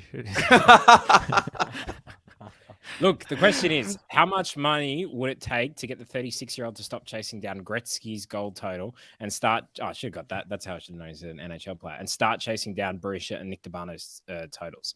So, what do we think? Do we want a code switch? Is there anyone who would like to see play Usain Bolt style? Let me look up Alexander Ovechkin's AAV. The only players that AAV. There's only That's one his cap hit. Don't ask. No, There's so only an AAV is his cap hit. He is on $9,500,000 US. The What? If playing hockey? If He's there like was one of the best hockey players of all time. Okay. If there was one player that would actually make sense to code, if we're going to go down the rabbit hole of code switching, one player actually makes sense. Like, actually, this is a legitimate one because he was in the Melbourne City Academy and played for the under-17 Australian team. And Josh Richelli playing for Adelaide. Like, if he wants to come back and play soccer, we'd have to go back to the NPL. Yeah, he's one of the best young players in the AFL, but he code switched. So if he wants to come back and work his way through in the NPL and then make his way up, that makes sense. We don't have an Israel Folau, Carmichael Hunt situation somewhere when it comes to the A-League. Is that or the next Usain Bolt? Can I offer one? I'd love to see LeBron play soccer, as they call it, mainly because it would shut up all those Americans who are like, can you imagine if LeBron played soccer, how we would just win like all the World Cups always? Oh my God, that's the problem with American soccer is we don't have enough Lebrons and Kevin Durant's. I mean, these guys would suck. All right, these guys would be so bad. You ever seen them? Was that your American accent? Shout out ESPN. Could you imagine Kevin Durant playing a game of soccer? He would switch teams mid-game if his team was losing. Like, he'd be down 2-0 at half-time, be like, that's it, I've had enough. I'm putting on another team's jersey. By the way, we fulfilled our ESPN obligation by mentioning LeBron and Kevin Durant on all shows that ESPN make. LeBron and Kevin Durant has to be mentioned. No, we also need to add Tom Brady. It's true. That's hard. Who's the best? Who's the best ice hockey goaltender, Joey, at the moment? Because get them into the futsal roost. That's the easiest code switch. Antonis, to answer your question, if we are talking code switch, then surely the resident AFL journo must suggest Sam Kerr to the West Coast Eagles. No, I don't. And I know that every time that she comes back to Perth, especially when she was here last week, she did the there was something for Freeze MND and she got dunked at Optus Stadium during the West Coast game. No. We are not opening up that can of worms. She's currently a football player, even though the second that she retires or continues to come back here, there will be someone that goes, should the West Coast Eagles throw the big bucks to get Sam Kerr to come and play for them? No. And no, it's not going to The Vultures circle every time she's in the country, though. Let's be honest. Did you want an Josh? Did you want an actual answer? Which goaltender is the best goaltender? I don't really care, but sure. None of us do. Andrei Vasilevsky from the Lightning, I reckon. Only second best Vasilevsky in Australian soccer history after Daniel. I'll read out another question. It comes from our friend Vincenzo Hotdog. He asked this last week, and we said we'd get to it. What are your thoughts on increasing match minutes for all ages/levels in Oz? Max 2-3 month off season and min 34 plus games. The winter summer sports model is outdated, and big changes needed for us to match global best practice. Joey, I mean, that is the ideal scenario. Can we click our fingers and have it happen tomorrow? No, because we're talking about that would require, well, if I'm just getting into all of that would require complete alignment of all the seasons. So from the A leagues down, which would require APL to get on board, Football Australia to get on board, member federations to get on board, clubs to get on board, everybody. You'd need to find money to pay everybody involved for the extra games that they were going to be playing. There's the logistics of pitch availability, especially if, like we go further down, like junior pitches and state leagues that have to share with cricket and AFL and rugby and those sort of sports as well. Mainly cricket with the winter and summer switch over. So yeah, it's absolutely the ideal scenario. More football for every age level, for every gender, everyone just playing more football, less off season. I don't think you'd find anybody else that would argue that that's not the ideal scenario. The devil, as always, remains in the details of how we get there and how famously fractured sport would unite around such a concept and be able to afford it. Can I just make the point is, and this has come up for years and years and years, but I think your real talented players, I think you'll find that they are playing some kind of football all year round. All right. Like it's really common, at least when I was growing up, that you'd play, your kind of winter football with your club or something. And then you might play in a summer tournament. You might play futsal all year round. And I think when you talk to, the parents of these talented young players, I'm talking, kind of, once you're 14, you've identified that you're at a certain level and you're kind of pushing for that, you want to be a professional player. These guys are in academies on top of, they'll be on maybe in a state academy. So your N-Swiss or, whatever it is down in Victoria. Your representative teams are often playing for school as well. So I think you'll find that the problem, like you say, look, it is ideal if everyone's playing football all the time. But I don't think we're playing like as little football as we think, if that makes sense. Well, you have to put the disclaimer on that talented players, Stoll, are doing that much. Talented, but also the ones that can afford to play that much. Absolutely. Can afford, all the fees associated with it. And in fact, you did jog my memory because I was part of the conversation with Jack Sharkey around the increase in ACL injuries, especially for, young girls and the like. They're playing a ton of football. And coaching and training protocols, especially at lower levels, they don't talk to each other. The school coaches don't talk to the club coaches who don't talk to the rep coaches. Well, actually, rep and club coaches probably do speak a bit, but, there's not that much communication. There's not that much S&C knowledge. So, especially youngsters are playing a lot more, and you are getting ACL injuries just from overloading. As ironic as it is to say that after we've spent an hour of this show talking about loading and the Matildas and all of that. Just a quick thing. If you're going to go 34 games, you have to understand that what's going to happen as a result is, especially with NPL clubs, and we already speak about how expensive it is to play football, is that those prices are only going to go. And it's going to mean that we see a lot more players potentially lose out to the system. And we're already seeing enough talent lost to the system because it comes down to players getting opportunities to come play in an NPL club because they have the money to play in an NPL club. And a lot of people, we've all been there. I don't know, I guess this sort of speaks about my age, but when I was about 13, 14 years old was when the NPL started. And there were a lot of people that I went to school with and a lot of people I played with at community level. I was one of those people who couldn't afford to play NPL. I'm not saying I was definitely good enough, but I couldn't afford it. There were a lot of people that I played with who were sensational players, some amazing players who played at community level, but just couldn't afford to play at NPL level. So they get lost and end up playing for the feeder club. So teams like Bulleen would forge a team like Templestowe United, or Oakley would form Chisholm United, and so on throughout all the teams. So you'd have a lot of players lost to the system, would have to come up the harder way, to have to work their way through that way, and then eventually get picked up when they can start getting paid. So when they're actually senior players. One player that comes to mind in particular is someone, that I've seen come through the ranks and he plays for Bulleen now is someone like Marco Bagaric, who I played against the community level, wasn't playing necessarily for Bulleen, but had to make his way back up through the community levels, got picked up by St. Albans, and now he's playing for Bulleen seniors. Talented player, but at 15, he was playing community level. So it's amazing how, I guess, you think about it, like if we're going to go 34 games, there's that flow-on effect that clubs are going to ask for money, federations are going to ask for more money. We are already stretched as it is when it comes to ground availability in Australia. And a lot of football clubs, unfortunately, are still sharing with cricket clubs. Like they have to use, grounds that still have a cricket pitch in the middle. So you're going to have to then negotiate with them. You're going to have to try and build more infrastructure.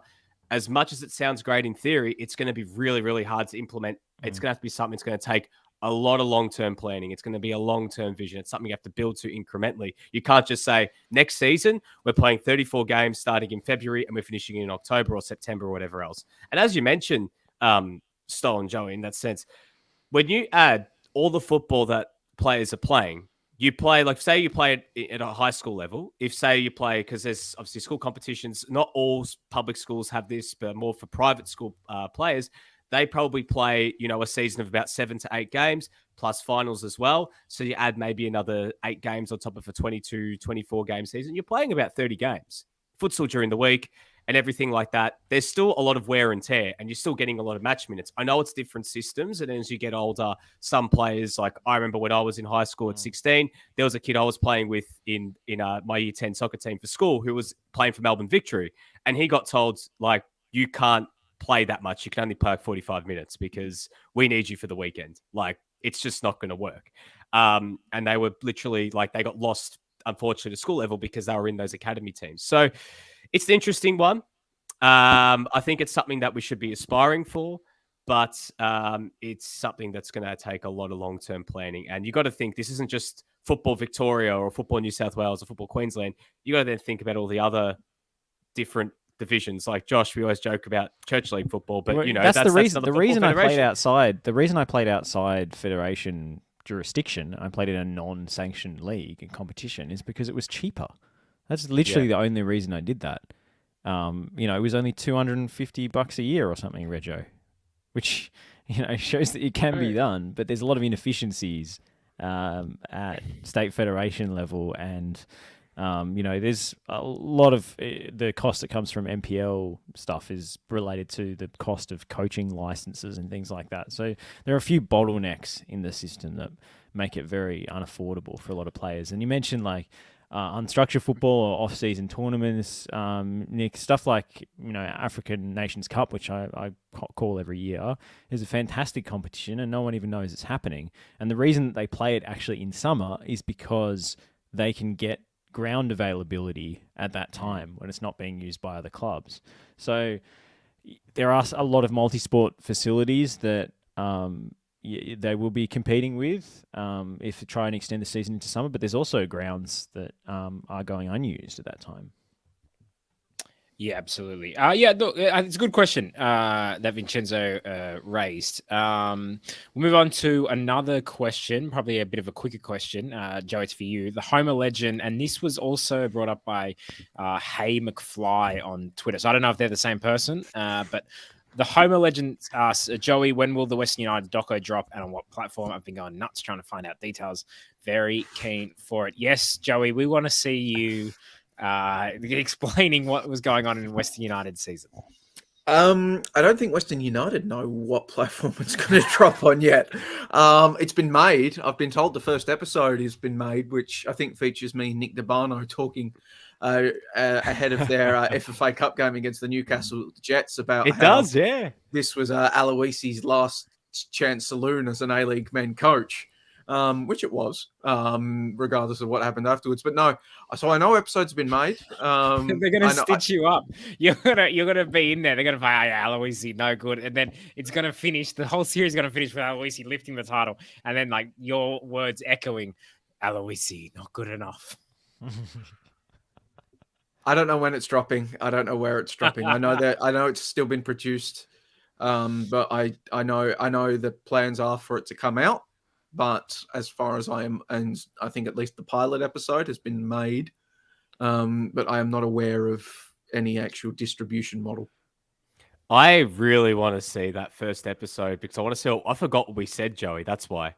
Because I want to see what we said because that was the playoff. That was that game against the Jets. The soon-to-be box office Jets. Yeah, that was before we knew the Jets were going to be box office. That's before what we knew was coming with Western United. It was in Geelong of all places. Like it was a long. That was in November for God's sake. Jesus Christ. Talking about going back into a bloody time machine. So yeah, I'm actually curious how that first episode came out. I want to know who's going to be the Gunter Steiner of this documentary. He's going to be the breakout star. Nick Hughes. It was a little bit of a clown show again today, guys. Just for the Homer Legend Tennessee question, I'm sure you'll know because I'm sure Western United will promote the crap out of this documentary because they actually have a good ending. Sydney FC have also been making a documentary this whole season. That's going to be fun. That's going to be very interesting to see how they. I don't even know if it will be released. How bad? Will we get the Sydney behind have the scenes? one? Yeah, Sydney have one. Victory have one. The Matildas are making one. Western United has one. Melbourne City did one for their Asian Champions League campaign. I think Adelaide United did a special behind the scenes thing surrounding the finals as well. So. There's like a ton of everybody's got Drive to Survive fever. Basically, I think they're going to end up more like the Pogmentary with one IMDb star. Let's be honest. Was going to say just quick two things.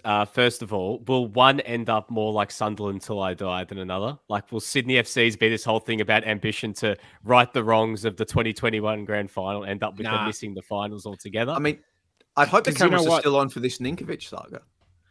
Yeah, that'd be amazing. But Sunderland Till I Die, Sunderland didn't have final cut. So, like, one of the most important things when you make these documentaries is what we call final cut approval. Basically, that you get the last. You are the one who decides what goes in and out of that documentary. So, Sunderland didn't have it. Yeah, from memory, Western United are producing theirs. I think it's joint APL Sydney FC for theirs. Melbourne Victory are promoting theirs. Obviously, City produced theirs. You know what? I think the Adelaide one's APL. So maybe the only one actually might be the Matildas with Disney Plus. Can I just say platform along with Stan. Great platform. Yeah. I love watching. I love Disney Plus. Go and watch Obi-Wan Kenobi. Fantastic series. Episodes were dropping every Wednesday. Captain Marvel and Only Murders in the Building. Yeah, you can go watch the new Doctor Strange movie dropped last week. So much sweet IP. Giannis Antetokounmpo's family story. Just such amazing value on Disney Plus. I can feel myself growing Mickey Mouse ears out of my head. $9.99 a month. Just quickly on these documentaries. So once Sport is also very good. Once these documentaries drop, I actually haven't told anyone this, but for every time they had a camera on us in the presses, I always tried to do a bit of a Jim Halpert and always would try and look deadpan into the camera at least 3 or 4 times when the cameras were just on us every single time. Because even in some bits where some people were getting interviewed, the camera's right in the background. You just see me just quickly look like deadpan into the camera. So I really, really hope that they haven't cut those out. You'll have done better than our co-panelist Ante Jukic, who, annoyed at their presence in the box every time they would come in, would demand a release form to sign until they gave up. Also, I just want to say one thing, going back to the thing we're talking about players coming through. I actually made a mistake regarding Marco Bagaric because he actually got picked up by the NPL like a year after they got picked up. Made a mistake about that one. I was thinking about somebody else. So forget about that. Forget about my analogy. Apologies, Marco. You were in the NPL system. Well, I just love the idea. Now it's just Joey for the gold, Logie. You blew it, Nick. You lied to the public. How do you know he wasn't talking about me? That's true. That's true. I like the idea of D'Urbano looking straight down the camera like Jim from The Office every time something happens in the doco.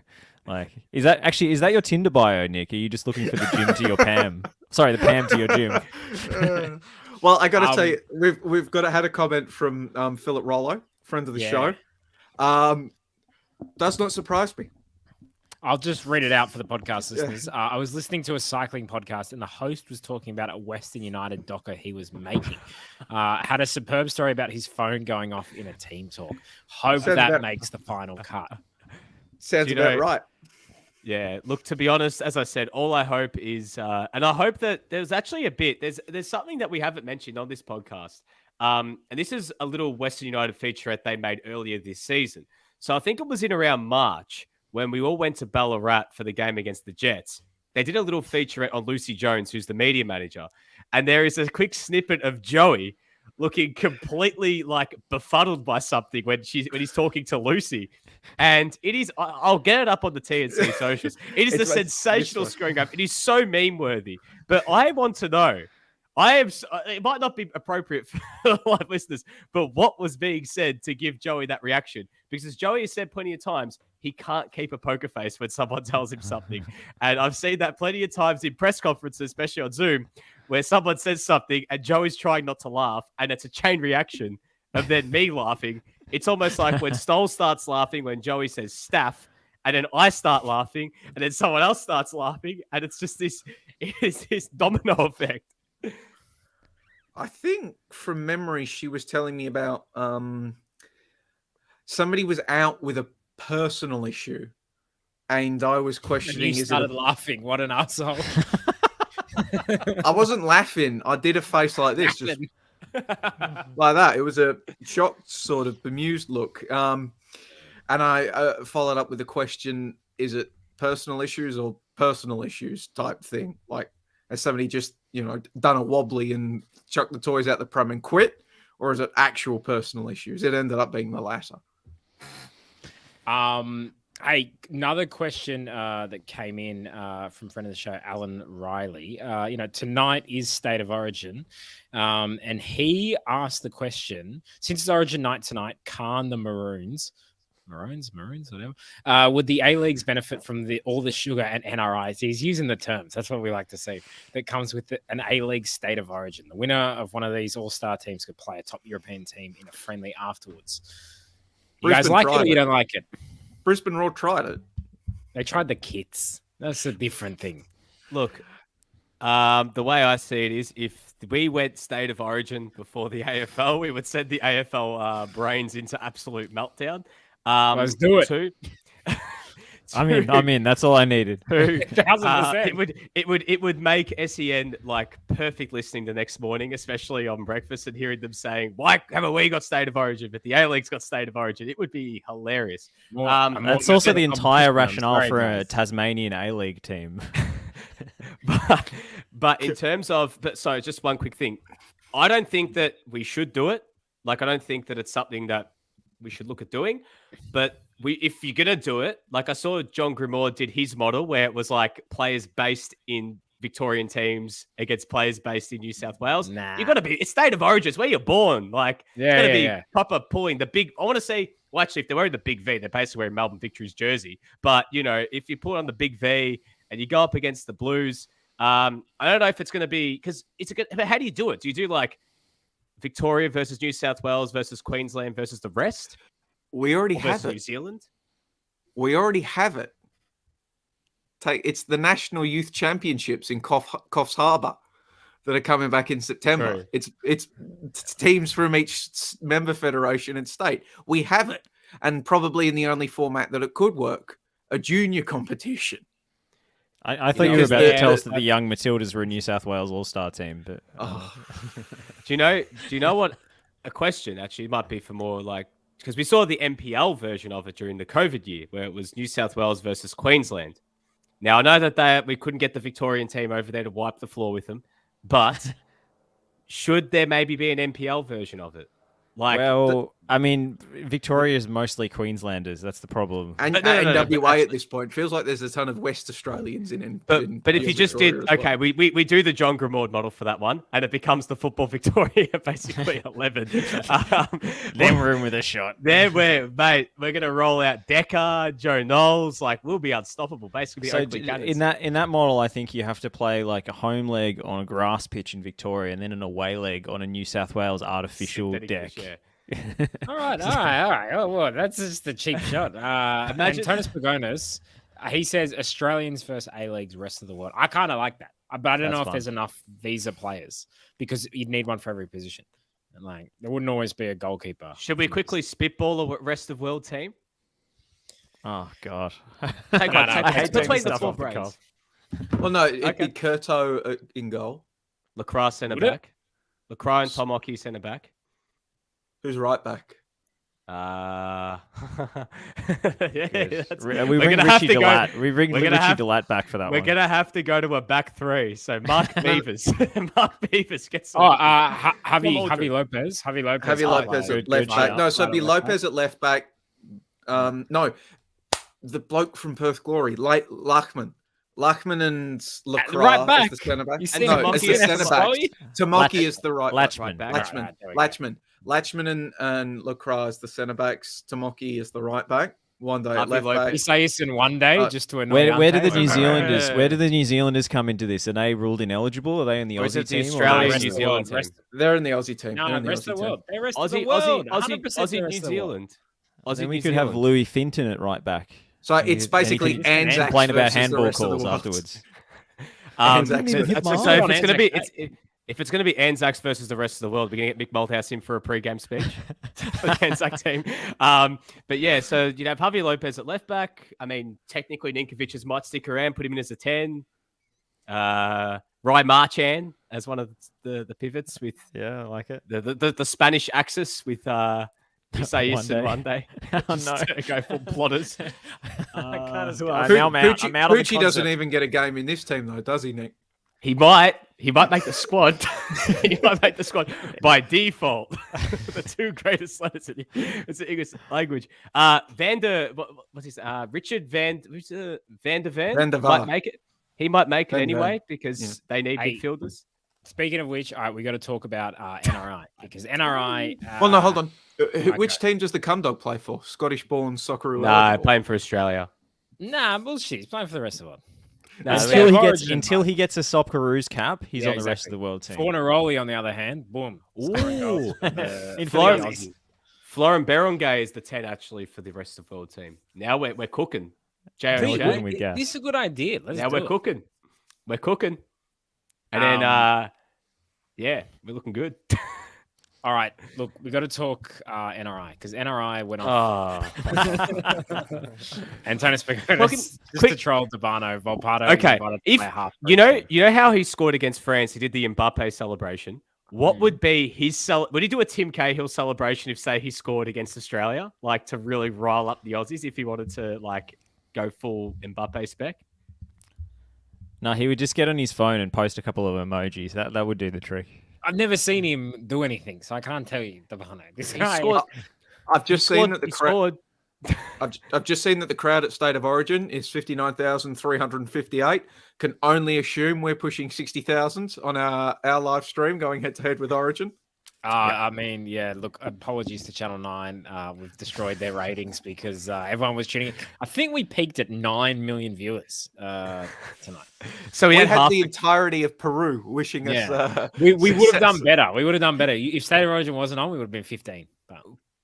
So, okay, actually, no, I'm going to ask. It's not related to football. I was about to ask something about why the hell is Origin in Perth, but anyways, I know money speaks. So let's continue. And why is the World Cup in Qatar? All right, that's the only question.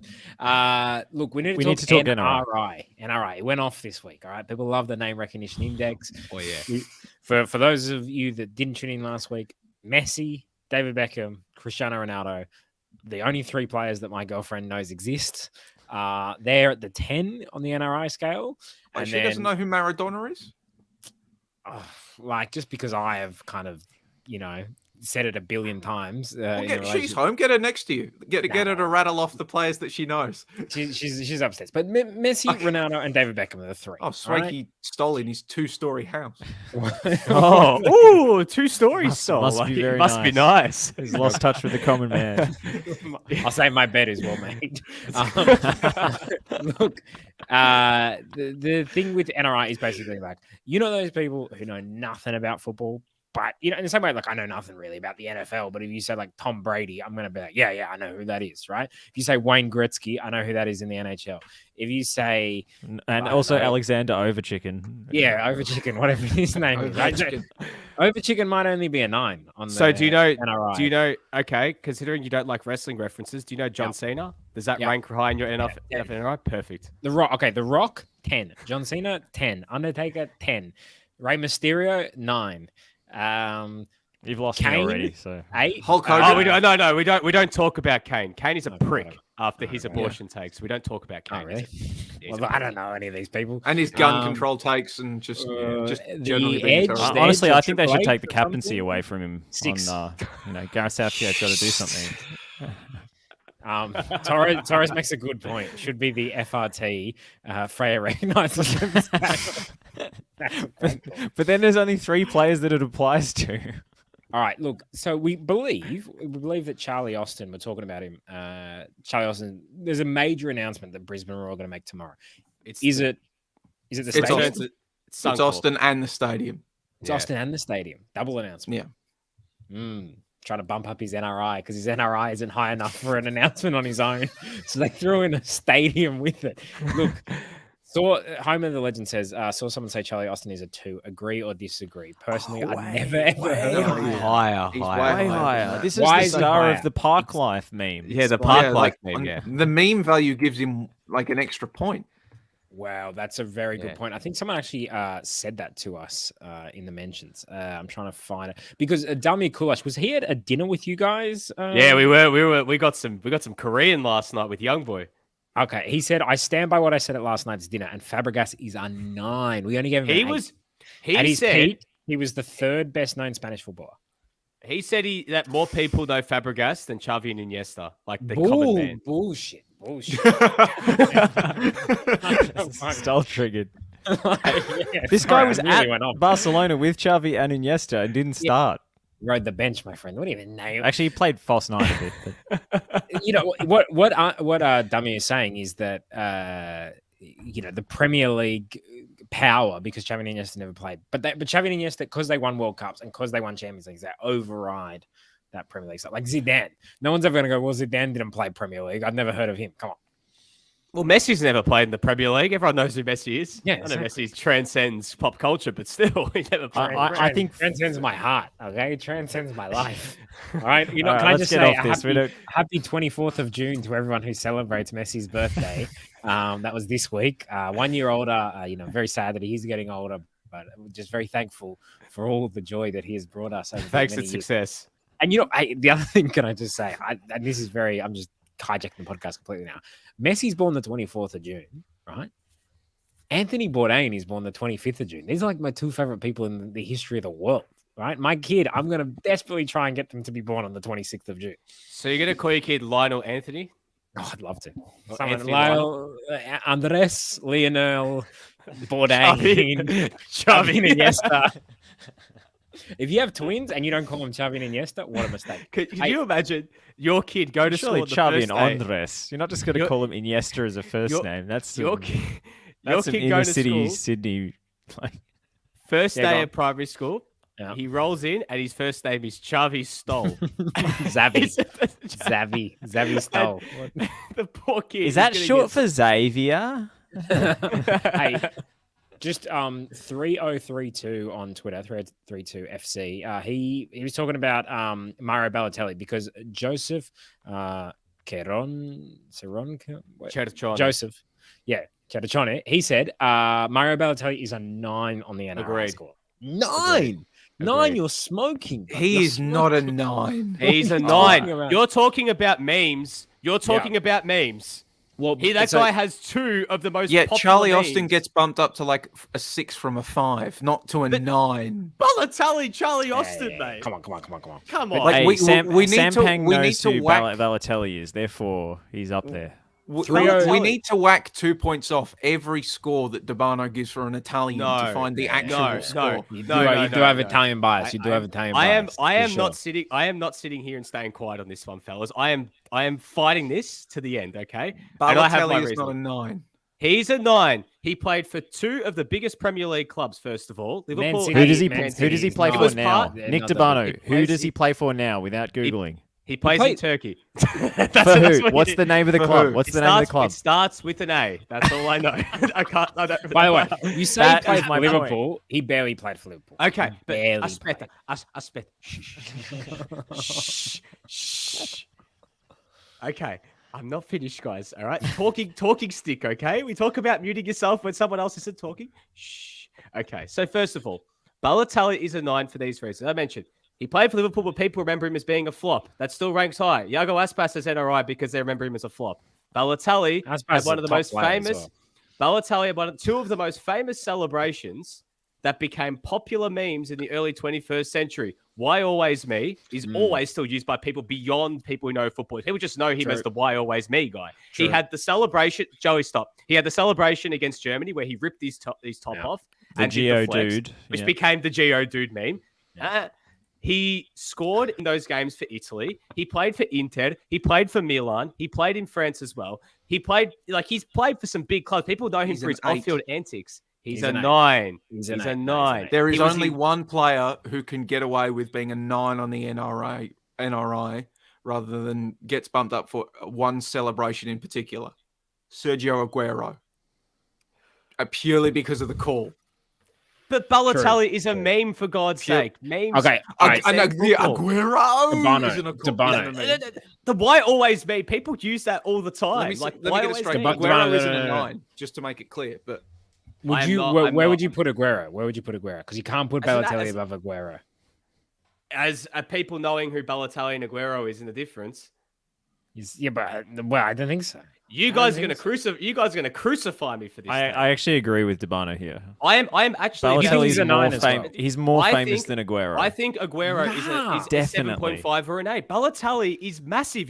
I think you guys don't understand that. Also, if you're talking in an Australian sense as well, Balotelli is one of the most famous names among a massive Italian community here in Australia. If Balotelli came and played, we went through this last week. But Balotelli as well is community. He's a striker as well. He scores goals. People know strikers. People know he played in the Premier League. He played for Italy. He's a meme. He spent the last few months literally around clubs that you've never heard of. It's literally just because of his off-field antics that people know him, though. It's not for football. they It doesn't know matter, him as- though, because it's Can I name just recognition, say- and people know Mario Balotelli. They know who Someone- Balotelli is. Yeah, he's a 9. Someone who's tech It's a 9. savvy. Can someone who's tech savvy clip up this clip and get us in that meme that's like, she's a 10, but blah, blah, blah. Because all you guys are yelling at each other is, he's an 8, he's a 9, he's an 8, he's a 9.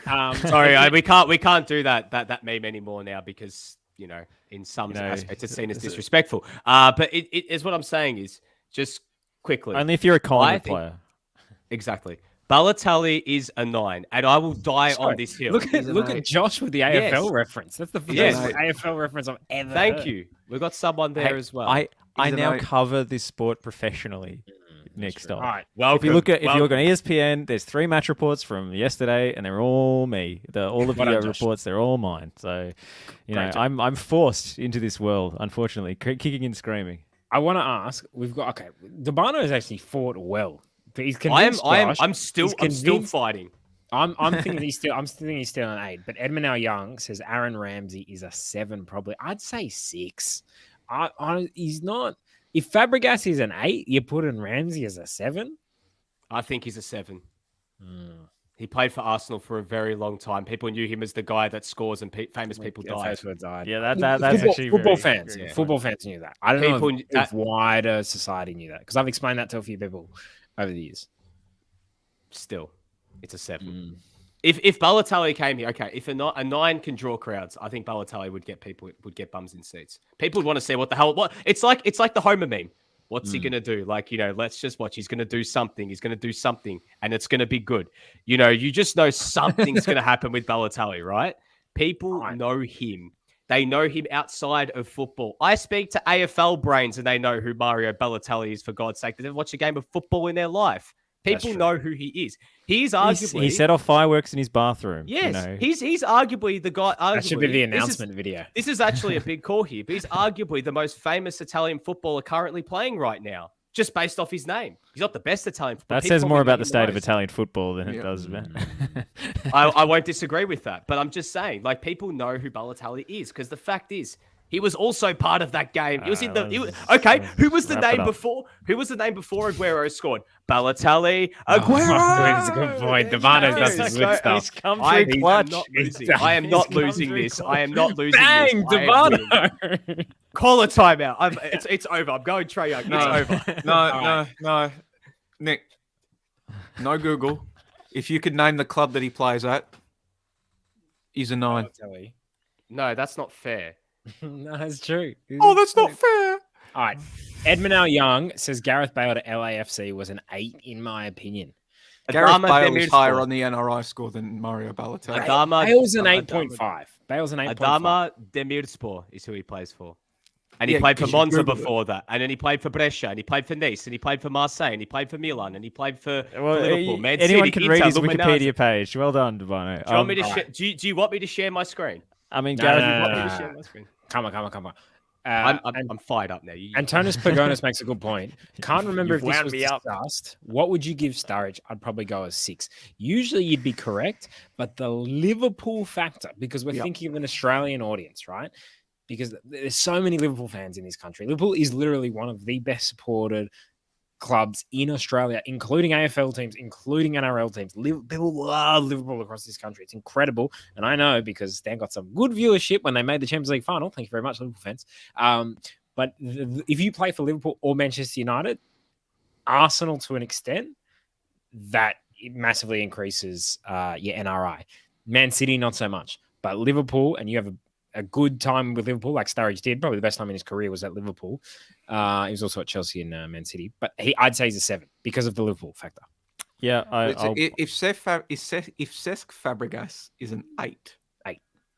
Yeah, Sturridge is at least 7.5, if not an 8. I'll go 7. I'll go 7. The other thing is never confuse that we're talking about the quality of the player. By the way, the Liverpool factor is too huge.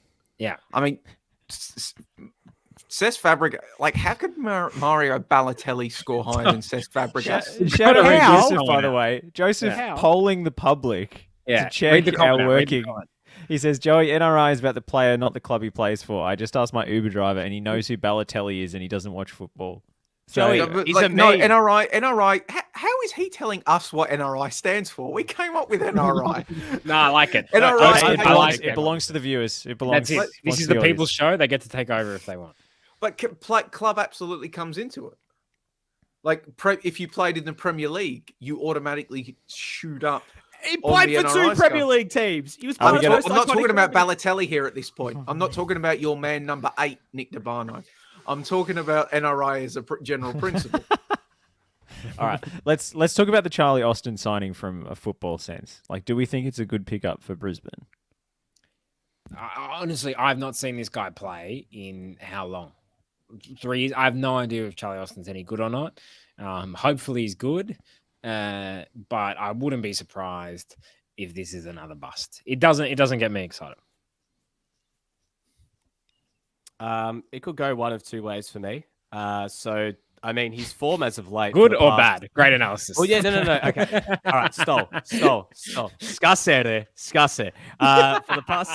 For the past 2 seasons, he hasn't done much at championship level. So it can go, as I mentioned, one of 2 ways. It could be an Adam Lafondra situation where he comes here and he actually, has some decent service and scores quite a few goals. Or it could go the other way, which could be a complete disaster and he's just here for a holiday. For me, it really just comes down to who else they're signing and where. I mean, Jay O'Shea is obviously not a bad player to have in around him, but he's going to need more than just that. Brisbane had a lot of problems in terms of chance creation last year, and if he's not getting the service, he's not going to score goals. His fitness, I don't think, is going to be much of an issue, though, because he's played a lot of football, but he just hasn't scored recently. Like, he hasn't scored double digits in a season since the 1920 season. He scored 10 goals in 34, which goal-to-game ratio there is still not that great. So he's not really had a prolific season per a goal-to-game ratio since the 14-15 season. We scored 18 goals in the Premier League, which is a great return. But since then, he's been quite meager, and his biggest highlight since then has been, I guess, what he's done with his Park Life meme. So, unfortunately, for his sake, he wasn't able to recapture that beyond that one fantastic season for QPR. But who knows? Maybe a change of fresh air and some decent service might be all right for him. So, I guess we'll just have to wait and see. Should we quickly run through the A-League signings that have kind of happened this week and just get everyone's By the way, quick I takes? think Charlie Austin is a good signing, and I think it's a good signing because Brisbane had no player who could hold the ball up last season at all. They just had, and Lescano was a complete bust in my opinion. I thought he was terrible. Scored a few goals, but I think having a target man in the team who they can play into the feed of, if he can hold the ball up, that will be a massive difference maker for Brisbane. They had kind of wingers and guys that weren't really out and out strikers playing up front. Mile Uznic was playing up there. Ivanovic I don't know if he's an out and out forward. So they didn't really have a clean number 9 who could slot into that team and give them a bit of structure and be the kind of pivot point.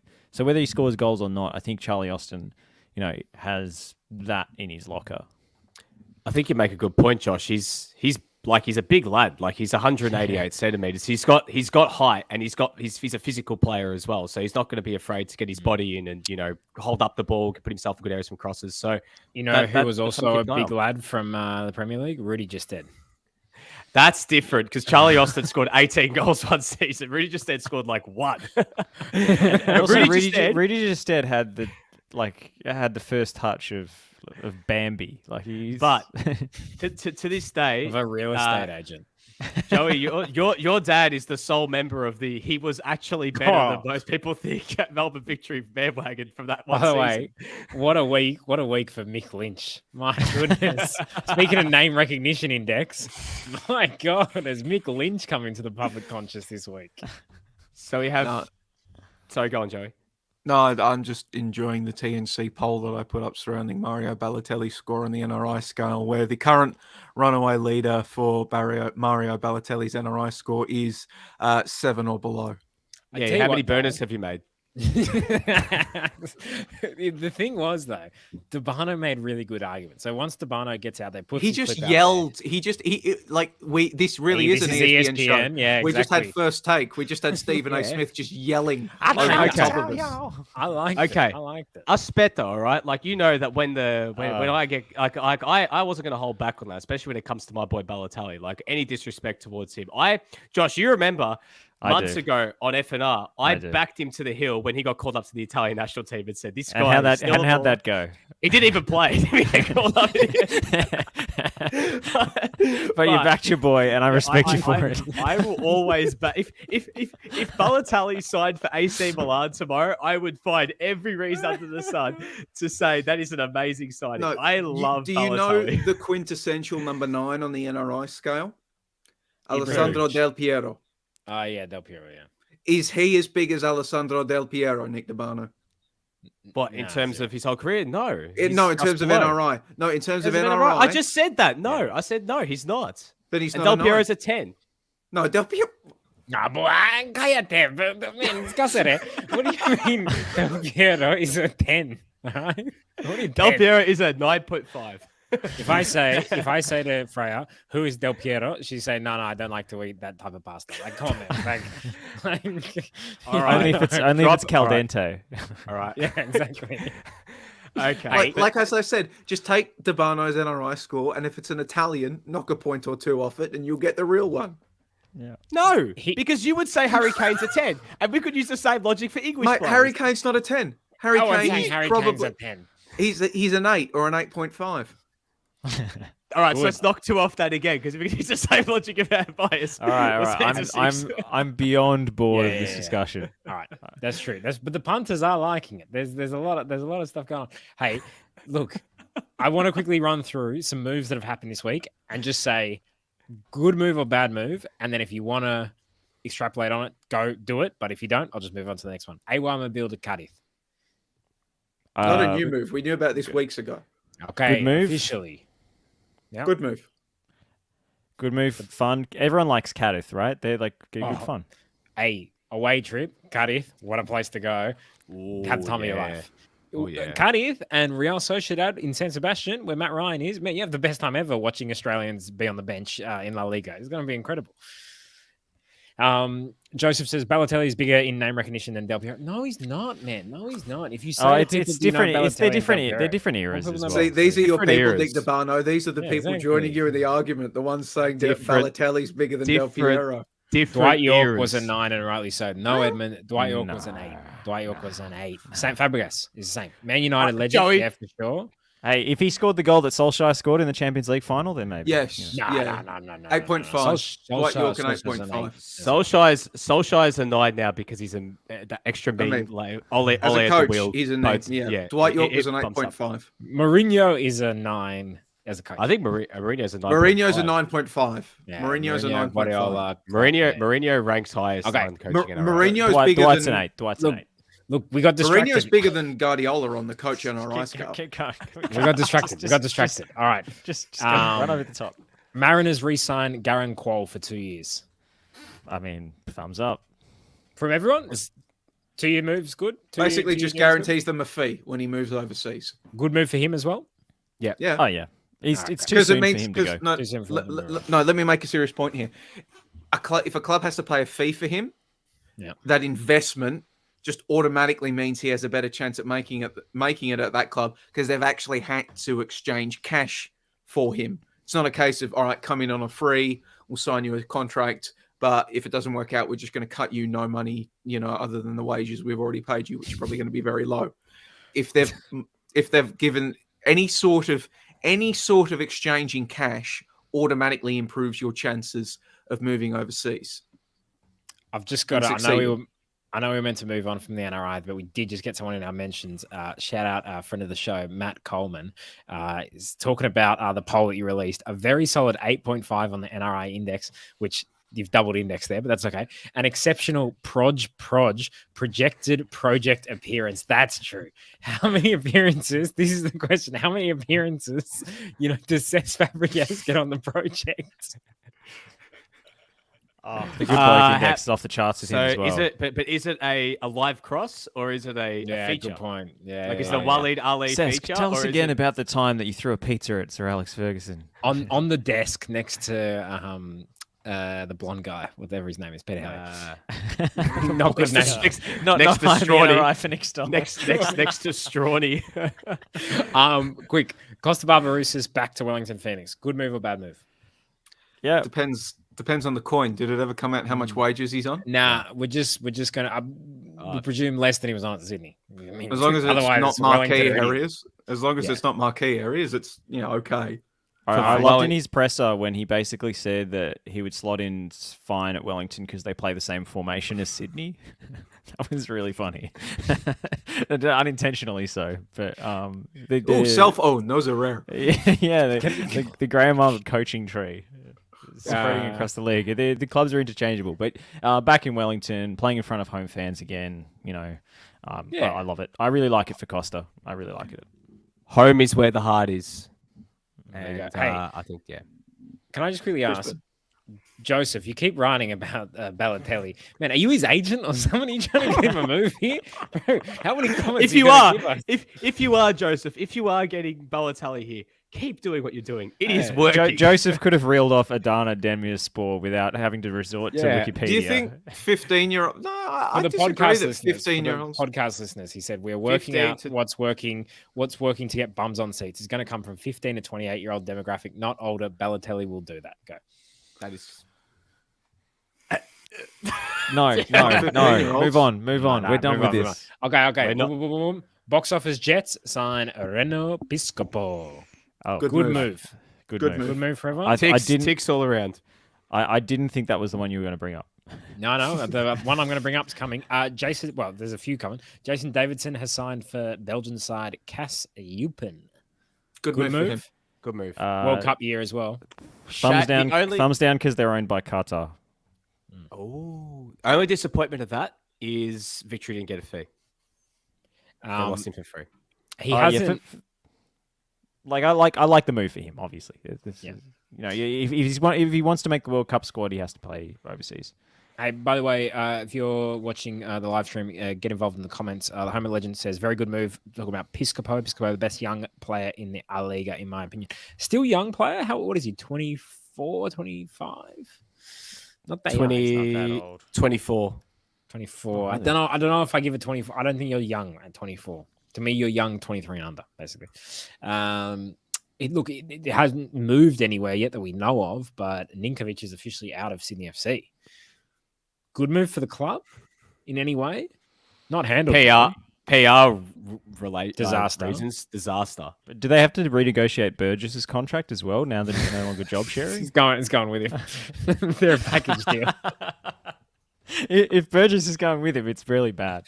Hey, you know what? Bad week for Sydney FC in terms of Daniel Just not Pena's getting Pena. obviously has left the Jets, which we knew was going to happen, but Sydney FC were big ins for him, right?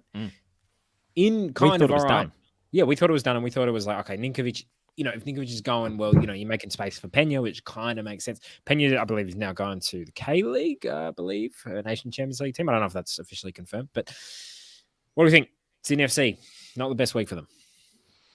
Nope. Bad week reputationally, bad week in terms of having a guy that should have been transitioning to an off-field role with the club in the years to come.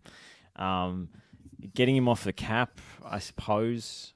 You can argue that he's past his prime and therefore you're overpaying him at this stage. But the thing is, they weren't trying to get rid of him; they were trying to re-sign him. So it's actually really bad. The fact that they tried and failed to get him to stay is an indictment, in all honesty. If he goes to the Wanderers, which everyone's kind of assuming he will, good move for him, good move for the Wanderers? I don't think so. I don't think it's really a good move for anyone, unless, he's getting paid very well. D'Urbano, don't just do a thumbs down because people on the podcast need to hear what you say. Oh, yeah. In terms of on-field stuff, I think, what are we doing here, fellas, if you get Ninkovic? Because, as much as I love him and I love what he's been able to do on the field, he's not the same player he was a few years ago. If he's coming there, the only exception be if he's coming there and he has some sort of transition into coaching, and it's 1 year of playing where he's going to be utilized off the bench in a smaller role, not with all the reliance on him as a, creative fulcrum playing every week, then I could see the logic behind it. But for a starting role, I don't know. And also, what's the plan for Western Sydney? What are we aiming for here by signing all these older guys? And, what's their transfer strategy here? It just seems like it's a bit all over the place. So I'm not entirely buying into it. I do love it for the narrative potential, though. Just the boiled piss on all sides of the divide is hilarious. Yes, I think it's a strange one for the Wanderers, and Ninkovic is just trashing his Sydney FC legacy if he does this. But for the Wanderers, don't think it makes much sense. But in terms of the first Sydney derby, if that happens, that's true. Bernardo renews with Adelaide until 2025. Good move. Good move for the club, keeping Bernardo there for 3 years. I'm going to refrain from answering because I don't want to have to pronounce the head coach's name. So.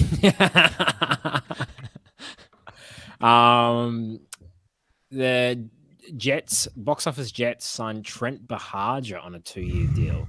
Good move. Let's start with Bahaja. Good move for him. Good move for him, but I think the Jets can aim higher. No, Trent Bahaja needs to get into an Asian Champions League team because that's where he performs his best. He's in the ACL. He's an ACL merchant. He's like Jai Ingham. So, Jai Ingham and Kenny Athew. Imagine them as a front three in the ACL. They would win it. They should be the ones going to the K-League. I think I'm really enjoying the show, but I think we do need to wrap it up because my wonderful partner Freya has just made the point that there was no A-League games this week, and we've managed to go 2 hours and 11 minutes. we've got two more. Yeah, go on. Or 3 more. Okay, Mark Beavers to Perth Glory. Name recognition named it 0. Never heard of that bloke. He played for Millwall, Peterborough, Bolton. All right. Hey, in Perth, it's a very, very English town, so I don't mind that. Richard van der Venne, who played for Go Ahead Eagles and RKC. I am really worried for him because I get this feeling he's about to join the Poochie hole. That is the foreign attacking midfielder that gets signed and UFO FC along with Sabasa Endo and Manuel Pucciarelli. Looks like they're going to have a new friend. He needs to go get a loan deal to Kingston City because he's going to be playing at UFO Park next season. That's a Victorian only joke. I'm sorry. Imagine him and the Marafiotis in the same team, Josh, and Trent Scapetis. Oh dear, I can't wait to watch that from the portable on the hill. Yes. And Yeni in speaking of name recognition, next. Ngbakoto, signed for Western Sydney, 30-year-old winger, played for Mets, QPR, Gwinyamp, Panathinaikos, and Nancy. and 2 caps for DR Congo. Don't mind. It looks like a decent CV, but NRI score very, very low. Very low. But One. We can't even say the name, let alone recognise it. Yeah, exactly. And Sammy Silvera to the Mariners. Back to the Mariners, sorry. I didn't even realize that happened. Yeah. He's Wow, signed that from passed me by as well. from Pacos de Ferreira on a permanent deal. So Are he's you back. sure you're just not reading like a No, thing no, from no, 2 years ago or Is- something? Is this like the A-League memes thing that they repost No. the Aaron Moy returns to Melbourne City like every few months? I am not lying. You can search it up yourself. I am that I- confident. I liked watching Silvera play football, so I hope to see more of him. Yeah, thumbs up for me. Look, I think we got to wrap it up. Joe, I think we got to Josh. say thanks and success to all who've joined us on this. If you're still with us, I mean, Thanks and success to thanks all and those who success voted. to all of you. Thanks for success to all who stood by me in my crusade to give Balotelli the rightful score on the NRI scale of a 9 and fought against English oppression. Live update on the poll. Live update on the poll. Currently, 8 or 7 and below have over 60% of the votes. Joey just going nuts on the burners, mate. Like you messaging all your cousins and your friends and your family. You're going, hey Joe, He's mobilised the trains union. Mick like I Lynch need to and call- his looks clan like- are gonna. Looks like I need to call all my cousins. Hey, we've got one more question. Joey, this one's for you as well. Who's winning tomorrow? What is this? You got to read out who the names are. Who's I don't even know Gail's what asking? sport this is. John Moxley or Hiroshi Tanahashi? I want Tanahashi to win. Moxley is What going to sport win. is this? What sport? Professional wrestling, Nick Stoll. Oh, so not a sport. Okay. Yeah, exactly. Nah. Name recognition index 0. These two losers. Hey, John Moxley is huge NRI. No, he doesn't, Nick. Look, Dean Ambrose has been Dean Ambrose more does, NRI than yeah. John Moxley. guys, I need to wish you thanks and success in that conversation. All right. All right, go make your bed, everybody. Oh, for fuck's sake.